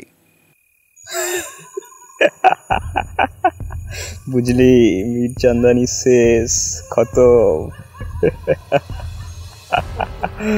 আমাদের সামনে ওর ঝাঁঝরা বডি পড়ে আছে। ওর ফোন থেকেই তোকে ফোন লাগিয়েছি, এবার তোর পালা। লোকটা বাজেভাবে হাসছিল। আমি লাইন কেটে দিয়ে ফোনটা নিশাকে ফিরিয়ে দিলাম। মিরচান্দানির কোনো ফ্যামিলি ছিল না, কিন্তু নিশাকে এ কথা বলার কোনো মানই হয় না। ও তখনও কাঁদছিল। মিরচান্দানির কাছে ওর হয়তো খুব বেশি প্রত্যাশা ছিল না, কিন্তু ওর কান্না দেখে বুঝলাম মিরচান্দানি ওকে আলতো করে ছুঁয়ে ফেলেছিল। ওর বাইরেটা আর ভেতরটাও। আমার ফোন নাম্বারটা শুধু মিরচান্দানি জানতো, আর কেউ জানতো না। দল বদলে আমার আমার সব কিছু শেষ হয়ে গেল, সব শেষ। হঠাৎই ও বাইক থেকে নেমে পড়ল। আমাকে আমাকে আপনি ছেড়ে দিন। দল বদলে আমার আর কোনো স্বাদ নেই। I have changed my mind. আমি যেন বিদ্যুতের শক খেয়ে আঁতকে উঠলাম। মেয়েটা কি পাগল হয়ে গেছে? আমাকে ছেড়ে এই মুহূর্তে চলে গেলে ও আর মুহূর্তই বা বাঁচবে। ঠিক তখনই নজরে পড়ল 2টো মোটর বাইক ভিআইপি রোডের দিক থেকে এগিয়ে আসছে। হয়তো এতক্ষণেও শিকারের দেখা না পেয়ে ওরা খুঁজতে বেরিয়েছে। চিরুনি তল্লাশি চালিয়ে নিশাকে ওরা ছেঁকে তুলতে চায়, কিন্তু কেন? শুধুই দলবলের জন্যে, নাকি অন্য কোনো গভীর কারণ আছে? ঝট করে বাইকে উঠে পড়লাম। নিশাকে বললাম, মাথা ঠান্ডা রাখো প্লিজ, একটু পরে তোমাকে সব বুঝিয়ে বলছি। নাগিনা সাহেবকে আরেকবার ফোন লাগাতে হবে। বাইক ছুটিয়ে দিলাম এয়ারপোর্টের দিকে। রিয়ার ভিউ মিরারে দেখলাম বাইক দুটো আচমকা স্পিড বাড়িয়ে নিল আর হেডলাইট নিভিয়ে দিল। আমার বাইকটা নিশ্চয়ই ওদের সন্দেহের নজরে পড়েছে। এয়ারপোর্ট এলাকায় সিকিউরিটির কড়াকড়ি একটু বেশি, এখানে সাবধান থাকাটা জরুরি। মাথা গরম করে আমি গুলি চালানোর ঝুঁকি নিতে পারি না, ওরাও নিশ্চয়ই কোনো ঝুঁকি নেবে না। কিন্তু যদি নেয়? নিশাকে বললাম বাইকের ডিগিটা খুলে ভেতরে হাত ঢোকাতে। যে রিভলভারটা ওর প্রথম হাতে ঠেকবে সেটাই আমার হাতে দিতে। আমার প্যান্টের পকেটে যে দুটো মেশিন আছে সেগুলো ছোট মাপের, এছাড়া 3টে হেভি মডেল ডিগিতে রেখেছি। নিশা তারই একটা বের করে আমার হাতে দিল। এক পলক দেখেই বুঝলাম বেরেটা মডেল 8000 কুগার জি আইনক্স, 9mm প্যারা ক্যালিবার, ডাবল অ্যাকশন, 15 রাউন্ড গুলি ছোড়া যায়, ওজন প্রায় 1 কেজি। এই ইটালিয়ান মেশিনটা এক কথায় মার্ভেলাস। পিস্তলটা বাগিয়ে ধরেই আমি বাইকের হেডলাইট নিভিয়ে দিলাম। তারপর এয়ারপোর্টের কাছাকাছি পৌঁছে স্পিড কমিয়ে দিলাম। খেয়াল করলাম প্রতিপক্ষ স্পিড কমিয়ে দিয়েছে। বুঝলাম ওরা ঝামেলা চায় না। এই সুযোগটাই আমাকে কাজে লাগাতে হবে। নিশাকে অবাক করে দিয়ে আচমকা বাইক ঘুরিয়ে দিলাম। কয়েক সেকেন্ডের মধ্যেই গতি মারাত্মক বাড়িয়ে ছুটে চললাম ওদের বাইকের মুখোমুখি এবং বিপজ্জনক দূরত্বের মধ্যে এসেই আমার বাইকের হেডলাইট জ্বেলে দিলাম। মুখোমুখি ছুটে আসা বাইক দুটোর একটা থেকে গুলি ছুটে এলো। ক্র্যাক শব্দ হলো একবার। আমার হেডলাইট ওদের চোখ ধাঁধিয়ে দিয়েছিল, তাই নিশানা ফসকে গেল। আমি বেরেটা তুলে ওদের একজনকে টিপ করে একবার ফায়ার করলাম, আমারও নিশানা ফসকে গেল। লোকটার গায়ে না লেগে গুলিটা বোধহয় বাইকের ট্যাঙ্কে গিয়ে লাগলো, কারণ চোখের পলকে বাইকটা দাউ দাউ করে জ্বলে উঠল। রাস্তাটা আলোয় আলো হয়ে গেল। আমি ততক্ষণে ওদের পাশ কাটিয়ে সাঁ করে বেরিয়ে গেছি। পেছনে তাকিয়ে দেখলাম অন্য বাইকটা টালমাটাল হয়ে রাস্তা ছেড়ে মাতালের মতো আগাছার ঝোপের মধ্যে গিয়ে ঢুকে পড়ল। আমি পিস্তলটা প্যান্টের পকেটে গুঁজে দিলাম। ওটার তাপ টের পেলাম শরীরে। নিশা আমার জামা খামচে ধরেছিল। কেন জানি না মনে হলো ওর শক্তপোক্ত ভাবটা অনেক নমনীয় হয়ে গেছে। স্বাভাবিক গতিতে গাড়ি ছুটিয়ে চললাম। নজর সবসময় সামনে রাস্তায় আর রিয়ার ভিউ মিরারে। পথে আর কোনো নতুন ঝামেলা আছে কিনা কে জানে। 5 থেকে বড়জোর 7 মিনিট আমরা পৌঁছে গেলাম সাফারি গেস্ট হাউসের কাছাকাছি। বাইকটা মেটাল রোড থেকে নামিয়ে কাঁচা রাস্তায় নিয়ে গেলাম। সেখানে দুটো পুরনো ভাঙা গাড়ি দাঁড়িয়েছিল, তার পাশেই ইটের পাঁজা আর স্টোন চিপসের ঢিবি। গাড়ি দুটোর আড়ালে বাইকটা এমনভাবে দাঁড় করালাম যাতে রাস্তা থেকে চট করে চোখে না পড়ে। তারপর নিশাকে বললাম, নেমে পড়ো, আমরা একটা গেস্ট হাউসে ঢুকবো। নিশার মনে প্রশ্ন ধাক্কা মেরেছিল, কিন্তু মুখে কিছু বলল না। সব কিছু ঠিকঠাক মতো লকটক করে ওকে নিয়ে হাঁটা লাগালাম। বাইকটা ইচ্ছে করেই এমন দূরে রেখেছি যাতে বোঝা না যায় বাইকের মালিক কোথায় গিয়ে ঢুকেছে। সাফারিতে আগে থেকেই ঘর বুক করে রেখেছিলাম। ম্যানেজার ইরশাদ আমার অনেক দিনের দোস্ত। এই গেস্ট হাউসটার সবচেয়ে বড় গুণ হলো ওরা কাউকে কোনো প্রশ্ন করে না। আর কেউ উল্টোপাল্টা প্রশ্ন করলে উত্তর দেয় জানি না, শুনিনি, দেখিনি, অথবা আর বলতে পারছি না। সুতরাং খাতায় বানানো নামটাম লিখে 3 তলার ঘরে পৌঁছে গেলাম। বড় মাপের ফ্যাশন দুরস্ত ঘর। ভোমরার গুঞ্জন তুলে এসি চলছে। ফ্লুরোসেন্ট আলো মার্বেলের মেঝে থেকে ঠিকরে আসছে। রুম ফ্রেশনারের সুন্দর গন্ধ মনটা ভালো করে দিতে চাইছে। বেয়ারা চলে যেতেই নিশা ভুরু উঁচিয়ে জানতে চাইল, এ কি, আমরা এখানে এলাম কেন? এইভাবে সময় নষ্ট করার মানেটা কি? আমি সিগারেট ধরালাম। এখানে আমরা একটু রেস্ট নেব। আগেই তো তোমাকে বলেছি আমার কাজের স্টাইলটাই আলাদা। নিশা ধবধবে চাদর মোড়া বিছানার একপাশে বসে পড়ল। চোখের কোণ মুছে বলল, একটা মেয়েকে নিয়ে হোটেলের নাম ভারিয়ে ওঠার এই স্টাইলটা না বস্তা পচা, স্টিঙ্কিং। কেন, মীরচন্দানির সঙ্গে এরকম স্টাইলে কোথাও উঠেছিলে নাকি? নিশা হঠাৎই কেঁদে ফেলল। মুখ নিচু করে মাথা নেড়ে বোঝাতে চাইল, হ্যাঁ। আমি ওকে কান্নার সময় দিলাম। ভালোবাসা স্থান কাল পাত্র বিচার করে না। বাবুরামের গ্যাংয়ে ওই মারাত্মক জীবনযাপনের ফাঁকে নিশা আর মীরচন্দানির মধ্যে ভালোবাসার একটা রাসায়নিক বিক্রিয়া ঘটে গিয়েছিল। সেই বিক্রিয়ার ঘোর কাটতে কিছুটা হলেও সময় লাগবে। আমি মোবাইল ফোন বের করে নাগিনা সাহেবকে ফোন করলাম। হ্যালো, হ্যাঁ আমরা ঠিক আছি। কে চন্দর, তোমরা এখন কোথায়? নাগিনা সাহেব বড্ড নাছোড়বান্দা পাবলিক। বললাম, আমরা এখন রাস্তার ধারে একটা বটগাছের তলায়। এবার নাগিনা সাহেবের মাথায় জল ঢুকল। বুঝলেন সঠিক জায়গা আমি বলতে নারাজ। কোনো ঝামেলা ঝঞ্ঝাট হয়নি তো? না, তবে মনে হয় বাবুরামের গোটা দুয়েক টপকে গেছে। নিশা পারফেক্টলি ওকে। ওর গায়ে যেন আঁচ না লাগে, মনে থাকে যেন। তোমরা এখানে কখন ঢুকছো? ঠিক নেই, রাত হতে পারে। নিশাকে ফোন দাও। নিশার কাছে গিয়ে ওর হাতে ফোন দিলাম। ও মুখ তুলল, চোখ মুছল, 2-3 বার হুঁ হ্যাঁ করলো ফোনে। তারপর আমার হাতে ফিরিয়ে দিল ফোনটা।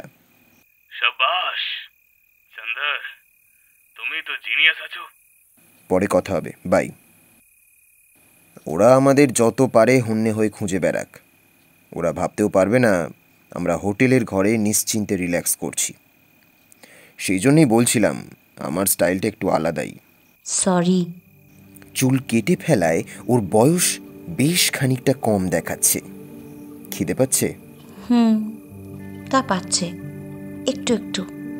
আমি রুম সার্ভিসকে ডেকে fried rice, chilli chicken, cold drinks আর হার্ড ড্রিঙ্কসের বোতল দিতে বললাম। সেলাম ঠুকে বেয়ারা চলে গেল। ইরশাদের সঙ্গে আমার মাখামাখির কথা সাফারির বেয়ারারা ভালো করেই জানে, তাই মুখ বুজে ঝটপট সার্ভিস দেয়। সিগারেটের শেষ টুকরোটা টেবিলে রাখা অ্যাস্ট্রেতে ফেলে দিলাম। নিশা আমার দিকে আর চোখে তাকিয়ে অস্পষ্ট ভাঙা গলায় বলল, আপনি আমার জন্য এত খরচ করছেন কেন? I am finished. শেষ হওয়ার আগে তো কেউ শেষ হয় না। তাছাড়া এগুলো আমার ইনভেস্টমেন্ট। তোমাকে টিপটপ অবস্থায় নাগিনা সাহেবের কাছে পৌঁছে দিতে হবে। এই কাজের জন্যে আমি পয়সা পাই। এইসব কাজ ছাড়া লাইফে কি আর অন্য কোনো কাজ আপনি খুঁজে পাননি? না, পাইনি। আমার লাইফ তুমি কি জানো? বাবা কে তা জানি না। মা যে কাজ করতো সেটা কোনো মেয়ে স্বাদ করে করতে চায় না। আমাকে অনেক কষ্ট করে লেখাপড়া করিয়েছে। লেখাপড়া মাস্টাররা শিখিয়েছিল, আর খারাপ কাজগুলো আমি নিজে নিজে শিখে নিয়েছিলাম। হ্যাঁ, তবে ভেবেছিলাম বেলাইনে যাব না। কিন্তু মায়ের ক্যান্সারটাই সব প্ল্যান চৌপাট করে দিল। আমি চন্দ্রকান্ত থেকে চন্দর হয়ে গেলাম, আর চন্দ্রবিন্দুর ব্যবসায় এসে পড়লাম। আপনার মায়ের ক্যান্সার হয়েছিল? হ্যাঁ, তার ট্রিটমেন্ট করার খরচ সামলাতে গিয়েই তো পা পিছলে গেল। তারপর? তারপর আর কি, মাকে ফেরাতে পারলাম না, আর আমিও ফিরতে পারলাম না। এখন আগে পিছে কেউ নেই, সবসময় দুটো খতরনাক চাকরকে নিয়ে ঘুরি। জীবন আর মৃত্যু, হয় টপকাও নইলে টপকে যাও। হ্যাঁ, আমার নামটা চন্দ্রকান্ত না হয়ে চন্দ্রবিন্দু হলে ভালো হতো।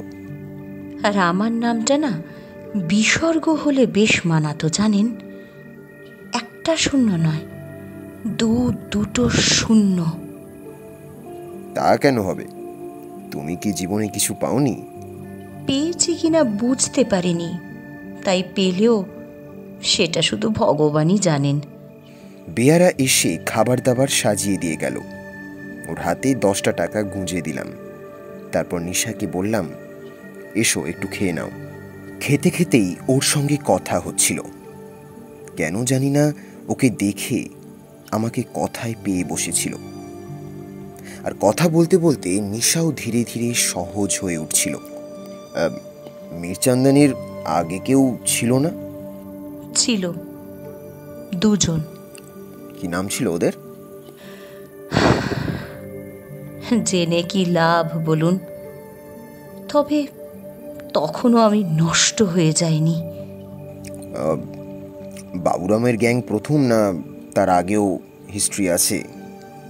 না, সেরকম কিছু না, ওই ছোটোখাটো কেপমারি, ড্রাগ পেডলিং, ওটা ছিল আমার ট্রেনিং পিরিয়ড। আপনি এখন কোন গ্যাংয়ে আছেন? মুখ ভর্তি ফ্রাইড রাইসকে পেপসি দিয়ে নিচে নামিয়ে বিষণ্ণ হাসলাম। একটু সময় নিয়ে বললাম, কারো কেউ নইকো আমি, কেউ আমার নয়। সে কি, কেউ কখনো আপনার হয়নি? এক ফোঁটাও লাভ হিস্ট্রি নেই? অদ্ভুত কথা। লাভ হিস্ট্রি? নিশা, আমার সব লাভ হিস্ট্রি আসলে ক্ষতিরই হিস্ট্রি। ও সব শুনে লাভ নেই, শুধু শুধু কষ্ট পাবো। এখনো ওসব কথা মনে করে কষ্ট পান? তাহলে তো খুবই ক্ষতির হিস্ট্রি। হ্যাঁ। আচ্ছা, এই লাইফ আপনার ভালো লাগে? বুকে একটা ধাক্কা লাগলো। নিশা এমন করে তাকালো, এমন ঢঙে কথাটা বলল, আমার ভেতরটা মুচড়ে উঠল। এটা আমার লাইফ নয়, অন্য একটা বেপরোয়া বন্দুকবাজ খতরনাক লোকের লাইফ। আমি তার হয়ে প্রক্সি দিচ্ছি, তার হয়ে বেঁচে আছি। এই লাইফটাকে আমি ঘেন্না করি, কিন্তু জড়িয়ে গেছি, আর বেরোনো যাবে না। নিশার অদ্ভুত দৃষ্টি, ওর গা থেকে ভেসে আসা পারফিউমের গন্ধ, এয়ার কুলারের মিহি শব্দ, সব মিলিয়ে আমার কেমন যেন ঘোর লেগে যাচ্ছিল। মনে হচ্ছিল স্বপ্ন দেখছি। ভালোই বলেছেন, আমিও বোধহয় প্রক্সিই দিচ্ছি। যতই দল বদল করি না কেন, আসল ব্যাপারটা তো একই থাকবে। বাপুরাম, নাগিনা সাহেব সব সমান। বিবেক চলে যাওয়ার পর আর কোনো মানে খুঁজে পাচ্ছি না আমি। বিবেক? কেন, তোমার বিবেক বলে কিছু নেই? না না, ওই বিবেক নয়, বিবেক মিরচন্দানি। মিরচন্দানি। ওকে খুব ভালোবাসতে? আমার পক্ষে ওকে যতটা ভালোবাসা সম্ভব ছিল। একটা কথা জিজ্ঞেস করব? করুন না। নাগিনা সাহেব তোমাকে দলে টানার জন্য এত ঝামেলা ঘাড়ে নিচ্ছেন কেন? এত খরচ করছেন কেন? He told me you are very precious. ঠোঁট টিপে চুপ করে রইল নিশা। আমাকে একটানা এমনভাবে দেখছিল যে আমার অস্বস্তি হচ্ছিল। অনেকক্ষণ পর মলিন হেসে জিজ্ঞেস করল, কেন কেন জানতে চাইছেন? খুব জানতে ইচ্ছে করছে। যদি অসুবিধে থাকে তাহলে বলতে হবে না, থাক। না, তেমন অসুবিধা কিছু নয়, তবে এখন ওসব কথা থাক, মুডটা অফ হয়ে যাবে। আমি হার্ড ড্রিঙ্ক নিয়ে বসলাম। নিশাকে জিজ্ঞেস করলাম ওর জন্যেও গ্লাস নেব কিনা। ও বলল না, ওর এসবে তেমন অভ্যেস নেই। আমি গ্লাসে কয়েক চুমুক দেওয়ার পর বললাম, একটা অদ্ভুত ফিলিং হচ্ছে নিশা। তোমার জীবনের সঙ্গে 2-3 ঘন্টার জন্য জড়িয়ে গেলাম, অথচ আগের জীবনটাও ভালো করে জানি না, পরের জীবনটাও ভালো করে জানতে পারবো না। হ্যাঁ, ঠিকই তো। পোস্টম্যান কত সুখ দুঃখের খবর দেওয়া নেওয়া করে, সে কি আর গল্পগুলো জানতে পারে বলুন? খামের ভেতরে কি গল্প লুকিয়ে আছে সেটা পোস্টম্যানের জানার কোনো রাইটই নেই। কিন্তু আমার যে গল্পটা ভীষণ জানতে ইচ্ছে হচ্ছে। তাহলে পোস্টম্যানের কাজটা যে আপনাকে ছাড়তে হবে, পারবেন পারবেন সেটা করতে? খুব শক্ত কাজ, তবে চেষ্টা করা যায় না এমন শক্ত বোধহয় নয়। আমার মনে হচ্ছিল আমি নেশার ঘোরে উল্টো সিধে বকে চলেছি, কিন্তু এত অল্পে আমার তো নেশা হয় না। এমন সময় নিশার মোবাইল ফোন বেজে উঠল। ও বিছানায় রাখা হাত ব্যাগটা টেনে নিয়ে ফোনটা ধরতে যাচ্ছিল। আমি প্রায় ঝাঁপিয়ে পড়ে ওর হাত চেপে ধরলাম। মাথা নেড়ে ইশারা করে বললাম, ফোন ধরো না। ওর ফোনটা আমি তুলে নিয়ে কথা বললাম, হ্যালো। तू कौन है बे? निशा को फोन दे। নিশার টাইম খতম, ওকে ঠিকানায় লাগিয়ে দিয়েছি। ঠিচক্যাও। साला कौन है तू? মিরচন্দানি কা জিন, জয় রামজি কি। লাইন কেটে দিয়ে নিশাকে ফোনটা ফিরিয়ে দিলাম। কি পারবেন ছাড়তে? কি ছাড়বো? ওই যে বললাম, পোস্টম্যানের কাজ। ছাড়তে পারবো কিনা জানি না, তবে তোমার কথা শুনে ছাড়তে ইচ্ছে করছে। ছাড়লেই তোমার গল্পটা জানতে পারবো, তাই তো? সেটা কি কম? আসলে আমার হাতে এত রক্ত লেগে আছে, এখন হাত ধুলেও যাবে না। জানি আমার রক্ত দিয়েই এই রক্তের গল্পটা শেষ হবে। আমারটাও বোধহয় তাই। নাগিনা সাহেব তোমাকে হয়তো চোখের মনি করে রাখবেন। তোমার কাছে বাবুরামের গ্যাংয়ের কত খবর আছে। তাছাড়া তুমি তো বিউটিফুল। সে তো বাইরেটা মশাই, ভেতরটা তত বিউটিফুল নয়। কে জানে, আমি তো এখনো ভালো করে দেখতে পাইনি। বিউটিফুল হতেও পারে। সর্বনাশ করেছে। আপনি আবার আমার প্রেমে পড়ে গেলেন নাকি? প্রেমে পড়েছি এই মেয়েটার? অবাক হয়ে গেলাম আমি। কত সহজে কথাটা বলল ও, কত সহজে মিরচান্দানির জন্য চোখের জল ফেলল, আবার কত সহজে সেটা মুছেও নিল। বিপজ্জনক জীবন নিয়ে যারা বল লোফালুফি খেলে, তারা এমন সহজভাবেই বোধহয় জীবনটাকে নেয়। নিশাকে ভালো করে দেখলাম আমি। আমার দেওয়া শাড়ির প্যাকেট থেকে যে শাড়িটা ও বেছে নিয়েছে সেটার রং হালকা নীল, তার সঙ্গে কালো ব্লাউজ আর লাল টিপ তেমন মানানসই হয়নি, কিন্তু ওর ধারালো সুন্দর মুখ সব গরমিল ঢেকে দিয়েছে। ওর ফর্সা মুখে চোখ দুটো এত গভীর যে মনে হয় তুলিতে আঁকা কাজল পড়েছে বলে ভুল হয়। বাঁ চোখের পাশে একটা ছোট্ট তিল, নাকের ডগাটা সামান্য ভোঁতা এবং ওপর দিকে বাঁকানো, তাতেই কেমন একটা খুকি খুকি ভাব জড়িয়ে গেছে মুখে।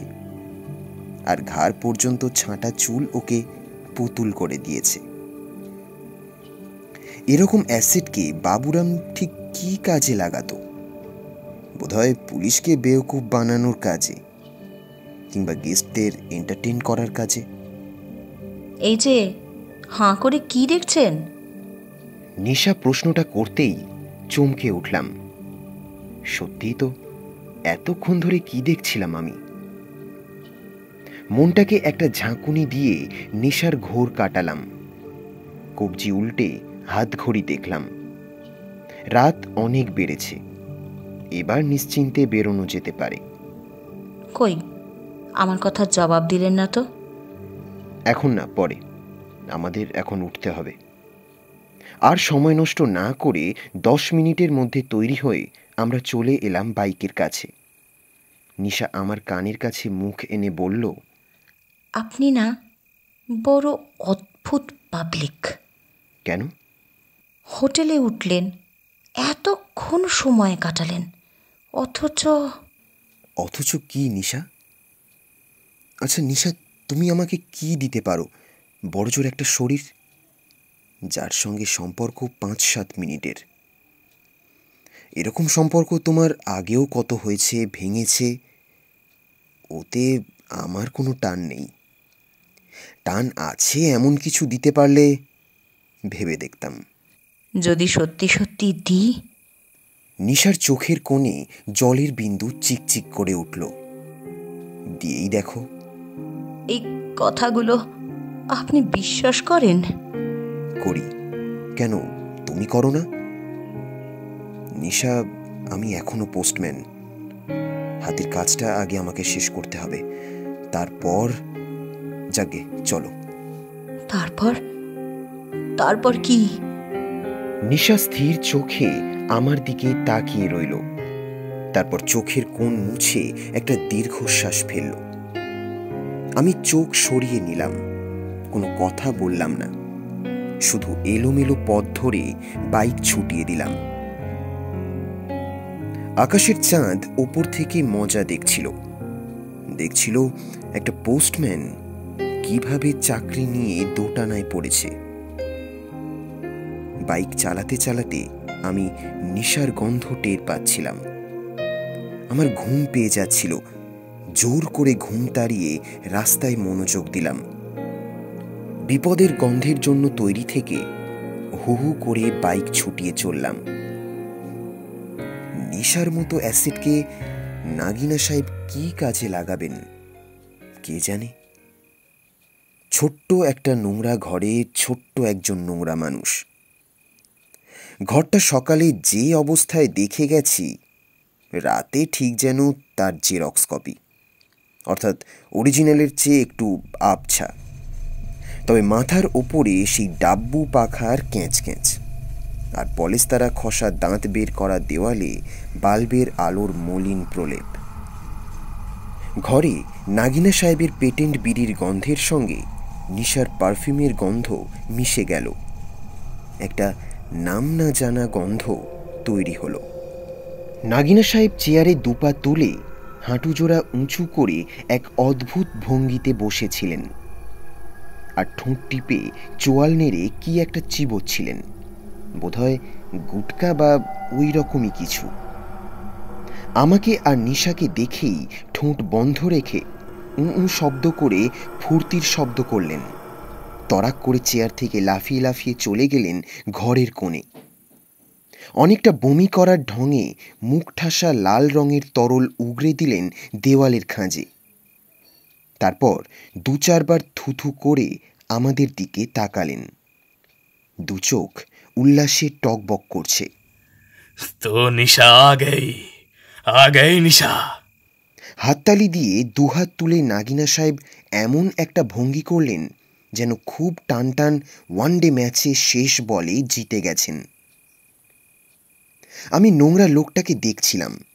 ময়লা পাঞ্জাবিতে গুটকার রসের দাগ, পাজামাটা গোড়ালি থেকে প্রায় 4-5 ইঞ্চি উঁচু করে পড়া, গলায় মোটা সোনার চেন, গোলগাল মুখে ডুমো নাক, চকচকে চঞ্চল চোখ জোড়া, একবার আমাকে একবার নিশাকে চেটে নিচ্ছে। বসো চন্দর, বসো বসো। ওয়েলকাম নিশা, ওয়েলকাম। বসো বসো। আমি আর নিশা দুটো চেয়ারে বসে পড়লাম। ড্যাম্প ধরা ঘরের বোটকা গন্ধে লাইটার জেলে একটা সিগারেট ধরাতে বাধ্য হলাম। নিশা অবাক চোখে নাগিনা সাহেব এবং ঘরটাকে দেখছিল। অবাক ও হতেই পারে, কারণ ও নাগিনা সাহেবের নাম শুনেছে বহুবার, কিন্তু স্বচক্ষে তাকে একটিবারও দেখেনি। হয়তো ও এখন ভাবছে এভাবে দল পাল্টে ও ঠিক করলো কিনা, যদিও এখন আর কিছু করার নেই। চেয়ারে বসে টেবিলে থাবার মতো দুটো হাত রেখে সামনে ঝুঁকে পড়লেন নাগিনা। চন্দর, তুমি বহুত টেনশন দিতে পারো। ইতনা টেনশন, সালা ইতনা টেনশন।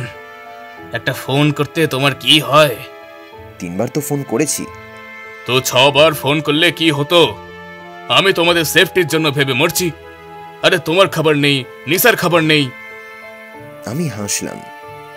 নাগিনা সাহেব আমার সেফটি চাইছিলেন নিশার সেফটির জন্য, কিন্তু নিশার এত দাম কিসের সেটাই এখনো বুঝতে পারছি না। একটা রোগা দুর্বল লোক পরোটা আর চিকেন মশলা নিয়ে ঘরে ঢুকলো। বেশ কায়দা এবং কসরত করে নোংরা টেবিলটাকে পরিচ্ছন্ন করে খাবারগুলো টেবিলে সাজিয়ে দিল। সাজানোর পর বোঝা গেল খাবারের ব্যবস্থা আমার আর নিশার জন্যে। ওকে বাবা, ওকে, নাও এবারে খেয়ে নাও। তারপর নিশার দিকে চোখ ছোট করে তাকালেন। পাক্কা খাবার তো? হ্যাঁ, কনফার্মড। কিসের খবর? ওরা দুজনে কি সব কোড ল্যাঙ্গুয়েজে কথা বলছে। ঠিক আছে, আগে খেয়ে নাও। চন্দর চলে যাক, তারপর কথা বলা যাবে। আমি একটা দীর্ঘশ্বাস ফেললাম। আমি আদার ব্যাপারে আদা নিয়ে মাথা ঘামানোই ভালো।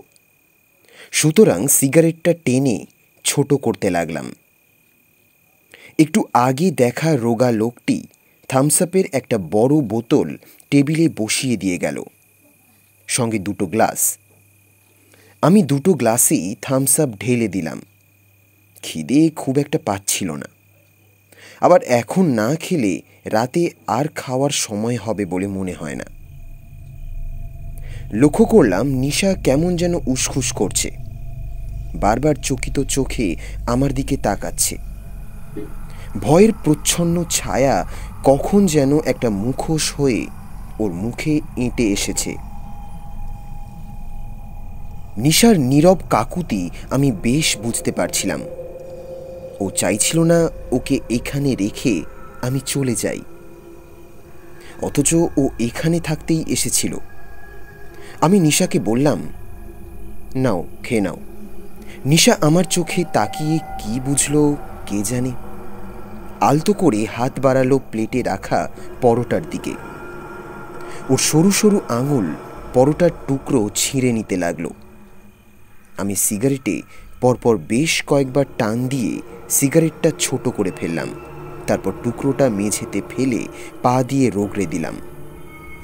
থামসআপের একটা গ্লাস তুলে নিয়ে চুমুক দিতে যাব, নাগিনা সাহেব চেয়ার থেকে উঠে পড়লেন।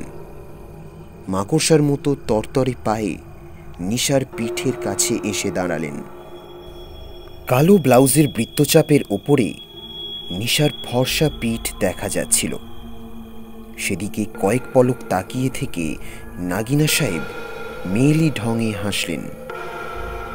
কোমর থেকে নেমে যাওয়া পাজামাটাকে বাচ্চা ছেলেদের স্টাইলে টেনে তুললেন। হাসি থামিয়ে বললেন, বিউটিফুল, সো বিউটিফুল। নিশার পিঠে হাত রাখলেন নাগিনা। ওর আঙুলগুলো কাঁকড়ার পা হয়ে নিশার ফর্সা নরম জমিতে সরসর করে ঘুরতে লাগলো। আমার বিরক্ত লাগছিল। বারবার নিজেকে বোঝাচ্ছিলাম নিশা নাগিনার সম্পত্তি, আমি এখন একজন পোস্টম্যান মাত্র। কিন্তু তবুও ভেতরে ভেতরে একটা রাগ হলো। মীর চন্দানির আফসোস রয়ে গেল, টেস্ট করার টাইম পেল না। বেচারি জানলই না নিশা খট্টা ইয়া মিঠা। কি চন্দর, ঠিক বলছি? আশ্চর্য, এতক্ষণ ধরে নাগিনার এই ছোট ছোট কাজ চলছে, অথচ নিশা নির্বিকার। মাথা ঝুঁকিয়ে পরোটা দিয়ে চিকেন মশলা খাচ্ছে। শুধু দেখলাম ওর চোয়ালের হাড় শক্ত, উঁচু হয়ে আছে। আমি নাগিনার কথার কোনো জবাব না দিয়ে থামস আপে চুমুক দিলাম, লম্বা চুমুক। লক্ষ্য করলাম নিশা আর চোখে আমার দিকে একবার দেখল। আমি গ্লাসে আবার চুমুক দিলাম। নাগিনা সাহেবের হাতের আঙুল এখন নিশার গলায়, থুতনিতে। নিশাকে লক্ষ্য করে আহ্লাদি গলায় বললেন, আরে বল, তু খট্টা ইয়া মিঠা? আমি থামস আপ ছেড়ে হঠাৎই উঠে দাঁড়ালাম। বললাম, নাগিনা সাহেব, আমার রাত হয়ে যাচ্ছে, টাকাটা দিয়ে দিন। ও হ্যাঁ হ্যাঁ, এক্ষুনি আনিয়ে দিচ্ছে। নিশাকে সুরসুরি দেওয়া ছেড়ে নাগিনা টেবিলের কাছে গেলেন। টেবিলে পড়ে থাকা একটা মোবাইল ফোন তুলে নিয়ে পটাপট বোতাম টিপে ফোনে কথা বললেন। হ্যালো পঞ্জি, 4 পেটি লানা। হ্যাঁ 4 পেটি। ফোনটা টেবিলে রেখে আমার দিকে তাকিয়ে হাসলেন নাগিনা। ওর ময়লা দাঁত দেখা গেল। এ দাঁত কুমারী দাঁত। কোনো টুথব্রাশ এখনো এর ধর্ম নষ্ট করতে পারেনি। চন্দর, একটু কিছু খেয়ে নিতে পারতে? না, আমার দেরি হয়ে যাবে। এমন সময় পাঞ্জি এসে ঘরে ঢুকলো। এক পলক নিশার দিকে তাকালো, ভাদ্রমাসে কুকুর যেমন তাকায়। তারপর 4টে বান্ডিল এগিয়ে দিল নাগিনার দিকে। নাগিনার টাকাটা নিয়ে আমাকে দিল। কি খুশ তো? আমি ঘাড় নাড়লাম। কুরিয়ার তার সার্ভিস চার্জ পেলে খুশি হবে না কেন? বান্ডিলগুলো কার্গো প্যান্টের পকেটে চালান করে দিলাম। আমি যখন চলে যাওয়ার জন্য পা বাড়িয়েছি, তখন নিশা পেছন থেকে ডেকে উঠল, শুনুন, শুনুন না। আমি ঘুরে তাকালাম। দেখলাম নিশার খাওয়া থেমে গেছে। অসহায় কিশোরীর চোখে তাকিয়ে আছে। কোথায় গেল ওর পোর খাওয়া জীবনের আত্মবিশ্বাস? কোথায় গেল ওর স্মার্টনেস? নিশা কয়েক সেকেন্ড ধরে কি যেন বলতে চেষ্টা করলো, কিন্তু মুখ ফুটে বলতে পারল না। কোনো জন্মবোবা কিশোরীর যেন প্রথম কথা ফিরে পেয়ে কথা বলার চেষ্টা করছে। তারপর অনেক কষ্টে কয়েকটা শব্দ ছিটকে বেরিয়ে এলো ওর মুখ থেকে। জানেন, জানেন কেন আমি এত প্রেশাস? কি ইনফরমেশন আছে আমার কাছে? জানি না, জানতেও চাই না। তোমাকে তো আগেই বলেছি আমি স্রেফ কুরিয়ার। চলি। আমি ঘরের দরজার দিকে পা বাড়ালাম। পেছন থেকে নিশার মরিয়া গলা শুনতে পেলাম।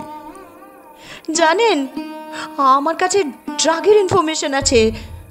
4.5 কেজি ব্রাউন সুগার বাবুরাম মালটা একটা জায়গায় লুকিয়ে রেখেছে। আমি সেটার খবর জানি, আর কেউ জানে না, নোবডি। তাই তো আমি এত প্রেশাস। আমার বুকের ভেতরে ঘন্টা বাজতে শুরু করলো। এসব কি বলছে নিশা? নিশার দাম তাহলে কোটি টাকারও বেশি। আমার মুখে বোধহয় অবাক হওয়ার ভাব ফুটে উঠেছিল, কারণ নাগিনা সাহেব হঠাৎই আমার মুখের দিকে তাকিয়ে খিলখিল করে হাসতে শুরু করেছেন, বেঁকে বেঁকে দুলে দুলে, অনেকটা চন্দ্রবড়া সাপের মতো। আমি নিশার দিকে এক পা এগিয়ে গেলাম। পাঞ্জিও আমার দিকে এক পা এগিয়ে এলো। নাগিনা সাহেব হাসতে হাসতেই নিশার কাছে চলে এলেন।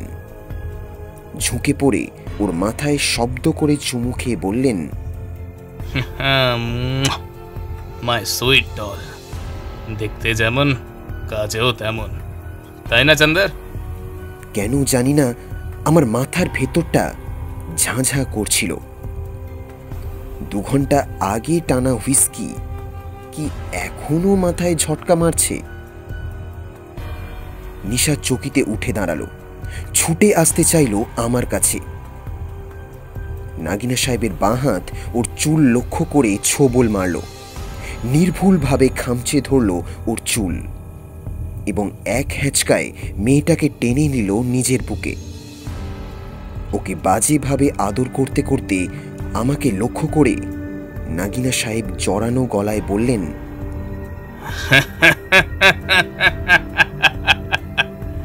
चंदर তুমি কেটে পড়ো জলদি, সুহাগ রাত কা টাইম হো গয়া।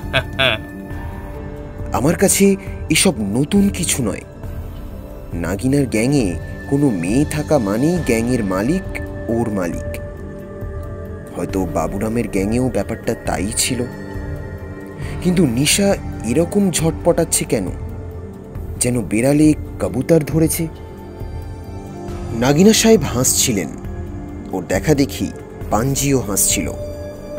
নাগিনা সাহেব পাঞ্জির দিকে তাকিয়ে চোখ মুটকে হেসে ইশারা করলেন, যার অর্থ একটু ধৈর্য ধরো, তুমিও মধু খাবে। কিন্তু আমি ঠিক বুঝতে পারছিলাম না কি করা উচিত। একজন পোস্টম্যান এই সিচুয়েশনে কি করতে পারে নির্বিবাদে ছেড়ে চলে যাওয়া ছাড়া? নাগিনা সাহেব বিরক্ত চোখে আমার দিকে তাকালেন। কি হলো চন্দর, তুমি কেটে পড়ো। তুমি কাম খালাস করেছো, আমি নোট খালাস করেছি, বাস লেনদেন খতম। লেনা দেনা খতম? সত্যি? আমি গোড়া থেকে ব্যাপারটা ভাবতে চাইছিলাম। বুঝতে পারছিলাম নাগিনা সাহেব কেন আমাকে দিয়ে কুরিয়ারের কাজটা করিয়েছেন। নিশাকে বেআঁচড় সাপ্লাই দেওয়া একটা পয়েন্ট, কিন্তু মেন পয়েন্ট হলো বাবুরাম যেন জানতে না পারে নিশা পালিয়ে কার গ্যাংয়ে গেছে, অন্তত ৫-৭টা দিন। নিশার সেফটির জন্য মিরচান্দানি নিশ্চয়ই শত টর্চারেও মুখ খোলেনি। শুধু নিশার মোবাইল নাম্বারটা উগরে দিয়েছে, তারপর জান দিয়েছে। নিশাকে নিশ্চয়ই বারণ করা ছিল ও যেন ড্রাগের ব্যাপার ট্যাপার কিছুতেই কাউকে না বলে, এমনকি আমাকেও না। তবে আমার ধাত নাগিনা সাহেব জানেন চুক্তির বাইরে আমি কাজ করি না, গদ্দারি আমার নাপসন্দ। কিন্তু নাপসন্দ তো এই ব্যাপারটাও, চোখের সামনে যেটা এখন হচ্ছে এবং তারপরে যেটা হবে, কি হতে পারে তারপর? নাগিনা সাহেব আজকালের মধ্যে নিশার কাছ থেকে ব্রাউন সুগারের ঠিকানাটা আদায় করে নেবেন, ওকে নিয়ে সপ্তাহখানেক হ্যাংলার মতো সুহাগরাত মানাবেন এবং তারপর ওকে লেনা দেনা খতম। খতম। আমার বুকের ভেতরে নিশার জন্য একটু ভয় দেখা দিল। ভাবতে অবাক লাগলো যে ওর জন্যে আমি ভাবছি। আমি তো নিজের জন্যেও ঠিকমতো কখনো ভাবিনি। নিশা কোনো রকমে নাগিনা সাহেবের খপ্পর ছাড়িয়ে ছিটকে এলো আমার কাছে। নিশা কাঁদতে কাঁদতে বলল, আপনি আমায় কোথায় নিয়ে এলেন বলুন তো, কোথায় নিয়ে এলেন আমায়? তুমি যেখানে আসতে চেয়েছো। আগে তো বুঝিনি। আপনাকে তো তখনই বলেছিলাম আমাকে ছেড়ে দিন। I have changed my mind. আপনি তো শুনলেন না। তোমাকে আমি বাঁচাতে চেয়েছিলাম। আর এখন পারলেন এখন বাঁচাতে? এখানে কি আমি বাঁচবো? You are responsible. আপনি তো এখানকার সব ব্যাপারটা জানতেন, কিন্তু কই আমাকে তো বলেননি। সরি নিশা। নিশা এখনো পুরো ব্যাপারটা বুঝতে পারেনি। ও ভাবছে এখানে সবাই ওকে পালা করে ঠুকরে খাবে এবং সেখানেই ব্যাপারটা শেষ। কিন্তু মোটেই তা নয়। ওকে পুরোপুরি শেষ করে তবেই গল্পটা শেষ হবে। আমি ওর পরের জীবনটা জানতে চেয়েছিলাম, সেটা এখন জেনে গেছি নিশা জানার আগেই। চোখ তুলে তাকালাম ওর দিকে। সঙ্গে সঙ্গে আমার বুকের ভেতরটা পুড়ে খাক হয়ে গেল। না, সুন্দর চোখের ঘৃণা যে এত তীব্র, এত ভয়ঙ্কর হতে পারে তা আমার জানা ছিল না। হ্যাঁ তাই তো। সরি ছাড়া আর কি বলবেন আপনি? আপনি তো পোস্টম্যান। পোস্টম্যান? আমি পোস্টম্যান? হেমন্তের অরণ্যে আমি পোস্টম্যান? আচ্ছা, পোস্টম্যান থেকে একটু চেষ্টা করে ম্যান হওয়া যায় না? শুধু ম্যান? আমার চোখ জ্বালা করতে লাগলো, কানে বাজতে লাগলো, You are responsible. You are responsible. You are... Nagina সাহেব চুপচাপ দাঁড়িয়ে আমাদের সিনেমা দেখছিলেন আর মুচকি মুচকি হাসছিলেন। পাঞ্জি একবার বসের দিকে আরেকবার আমাদের দিকে তাকাচ্ছিল। নাগিনা বললেন, ये पोस्टमैन का क्या चक्कर है चंदर? আপনি বুঝবেন না। अभी निकल साला। তখন থেকে বাগ বাগ বাগ বাগ করে মাথা খারাপ করে দিচ্ছে। ফট সালা ফট। পাঞ্জে, চন্দরকে ফোটা, নিকাল দে উসকো। কথা বলতে বলতে আমাদের দিকে এগিয়ে এসেছেন নাগিনা। জোরালো এক ঝটকায় নিশাকে টেনে নিলেন নিজের কাছে। অসভ্যের মতো নির্লজ্জ চুমু খেলেন ওর গালে, কপালে এবং ঠোঁটে। কি যে হলো আমার! কার্গো প্যান্টের পকেট থেকে 4টে বারিল বের করে ছুড়ে দিলাম নাগিনার দিকে।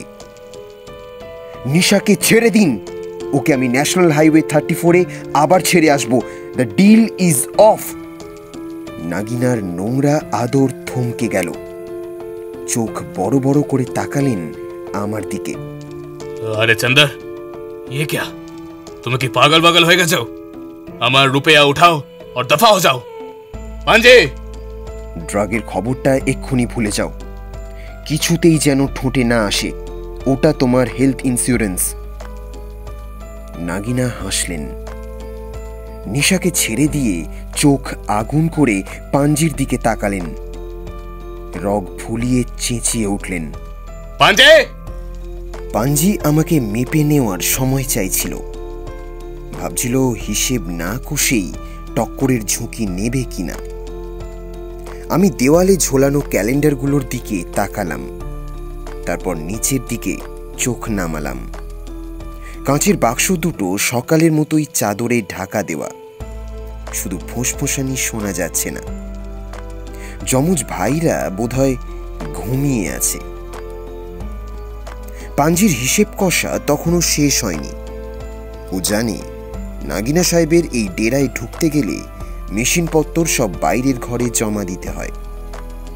সুতরাং আমার কার্গো প্যান্টের পকেট যে এখন খালি, সেটা এই দুই পাবলিকই জানে। তাই পাঞ্জি এতক্ষণ ধরে আমার সঙ্গে হাতাহাতি লড়াইয়ের হিসেবটাই কষছিল। কিন্তু মনে মনে লড়াই করে ও বোধহয় হেরে গেল, কারণ দেখলাম ও জামার আঁচল তুলে কোমরের কাছ থেকে একটা নেপালা বের করে নিল। বাল্বের মলিন আলো নেপালার ইস্পাতে ঠিকরে গেল। নিশা উঁক শব্দ করে মুখে হাত চাপা দিল, চোখ বড় বড় করল, কিন্তু বড় কোনো চিৎকার করতে পারল না। আমার ঠান্ডা শান্ত মুখ দেখে পাঞ্জি একটু অবাক হলো। মনে হয় সব সময় মরার ছলছুতো খোঁজে এমন দুশ্মনের সঙ্গে ওর কখনোই মোকাবিলা হয়নি, এই প্রথম হলো। পাঞ্জি আমার দিকে পা টিপে টিপে এগোতে লাগলো, চিতাবাঘ যেমন হরিণ ধরতে এগোয়। নাগিনা সাহেব নিশাকে খামচে ধরে সিনেমা দেখছিলেন, আর আমি চট করে কয়েক পা ফেলে কাঁচের বাক্স দুটোর কাছে পৌঁছে গেলাম। পকেট থেকে লাইটার বের করে ক্যালেন্ডারগুলোয় আগুন ধরিয়ে দিলাম। সঙ্গে সঙ্গেই বুঝলাম এটা নাগিনা সাহেব এবং পাঞ্জির হিসেবের বাইরে ছিল। নাগিনা সাহেব চেঁচিয়ে উঠলেন, अबे चंदर, तू पागल है क्या? रुक जा, रुक! পাঞ্জি কুৎসিত গালাগাল দিয়ে নেপালা তুলে ঝাঁপিয়ে পড়ল আমার ওপরে।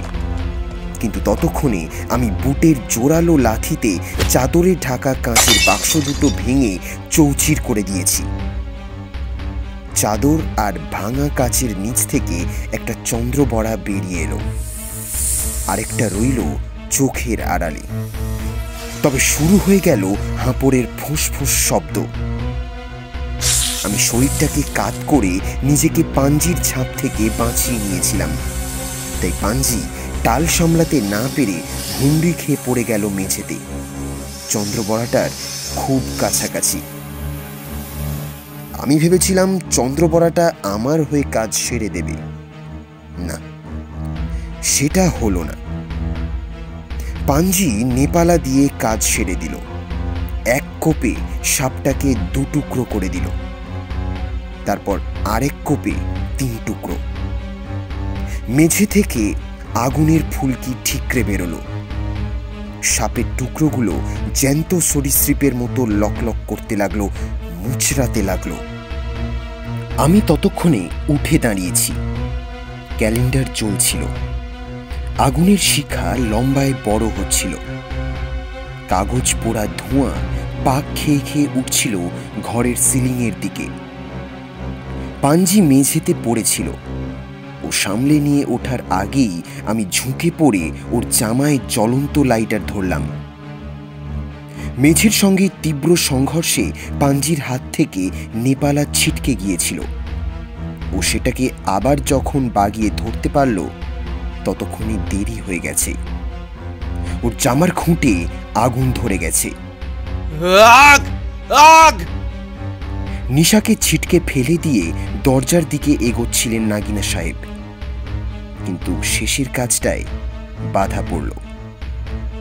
নিশা বোধহয় পড়ে যাচ্ছিল বলে টাল সামলাতে চাইছিল, তাই নেহাতি প্রতিবর্তী ক্রিয়ায় নাগিনা সাহেবের জামা খামচে ধরেছিল।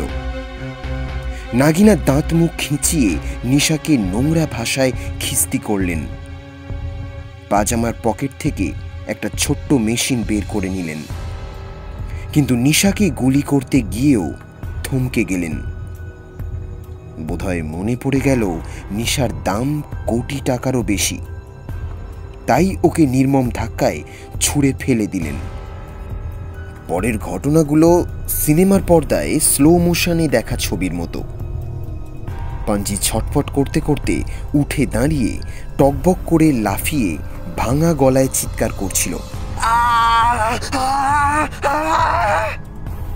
একই সঙ্গে গায়ে চাপড় মেরে আগুন নেভাতে চেষ্টা করছিল। নাগিনা সাহেব পিস্তলটা ঘুরিয়ে তাক করলেন আমার দিকে এবং খুব কাছ থেকে ট্রিগার টিপলেন। গুলির শব্দ পাওয়ার সঙ্গে সঙ্গেই একটা ধাক্কা টের পেলাম।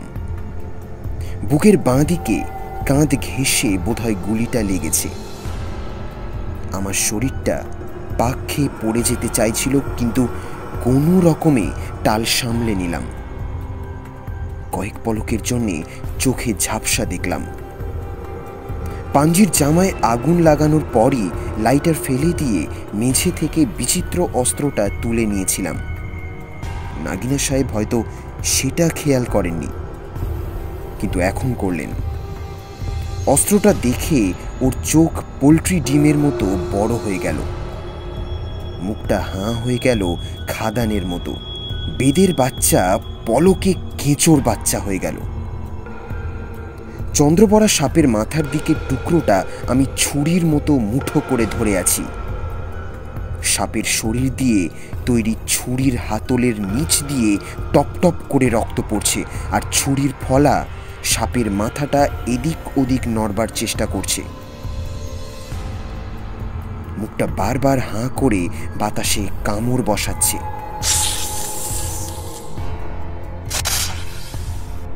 আমি দুপা ফেলে আমাদের মাঝের দূরত্বটা কমিয়ে নিলাম। অসহ্য যন্ত্রণায় বাঁ হাতটা ছিঁড়ে পড়তে চাইছিল, তবুও সেই বাঁ হাতেই নাগিনা সাহেবের জামা খামচে ধরলাম এবং আমার ডান হাতে ধরা চন্দ্রবড়া সাপের মাথাটা চকিতে চেপে ধরলাম ওর গলায়। চন্দ্রবড়া তার কাজ করল। ছুরির নোংরা বিষ দাঁত গেঁথে গেল নোংরা লোকটার গলায়। নাগিনা সাহেব কেমন পাথরের মতো স্থির হয়ে গেলেন, কিন্তু সে কয়েকটা মুহূর্ত, তারপরেই খসে পড়লেন মেঝেতে। চন্দ্রপড়ার টুকরোটা তখনও নাগিনার গলায় দাঁত বসিয়ে ঝুলছে।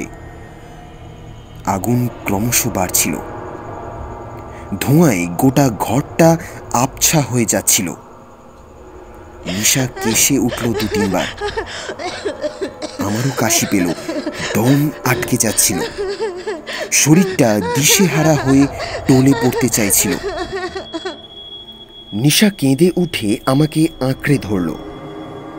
ওর শাড়িতে গালে আমার রক্ত লেগে গেল। আমি আচমকা কাত হয়ে পড়ে গেলাম। নিশা আমাকে সামলাতে গিয়ে পারল না, ও নিজেও হুমড়ি খেয়ে পড়ল। নাগিনা সাহেবের হাতের পিস্তলটা খসে পড়ে গিয়েছিল।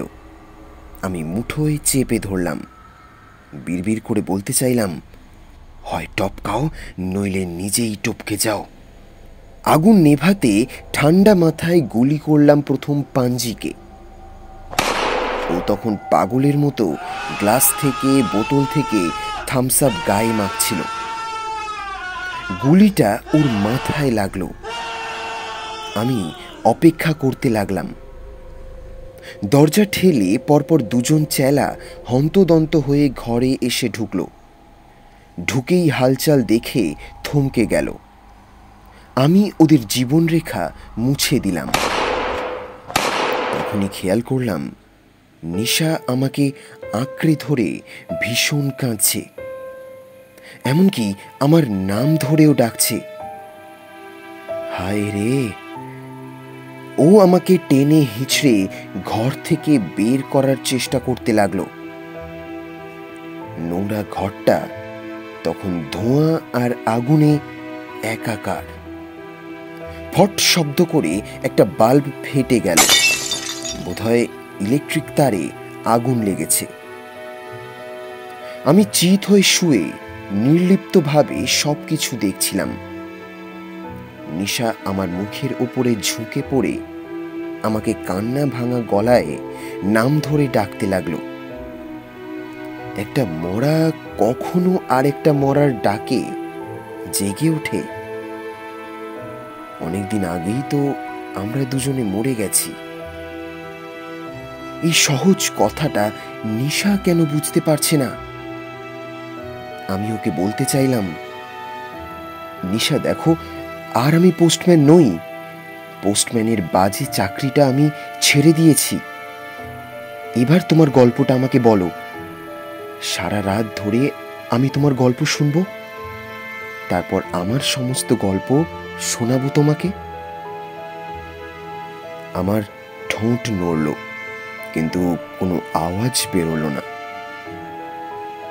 কিন্তু তা সত্ত্বেও নিশার সঙ্গে আজ আমার সারা রাত জাগতে ইচ্ছে করছিল। যতই চোখে ঘুম নেমে আসুক, আজকের রাতটা ওর সঙ্গে আমি জাগতে চাই।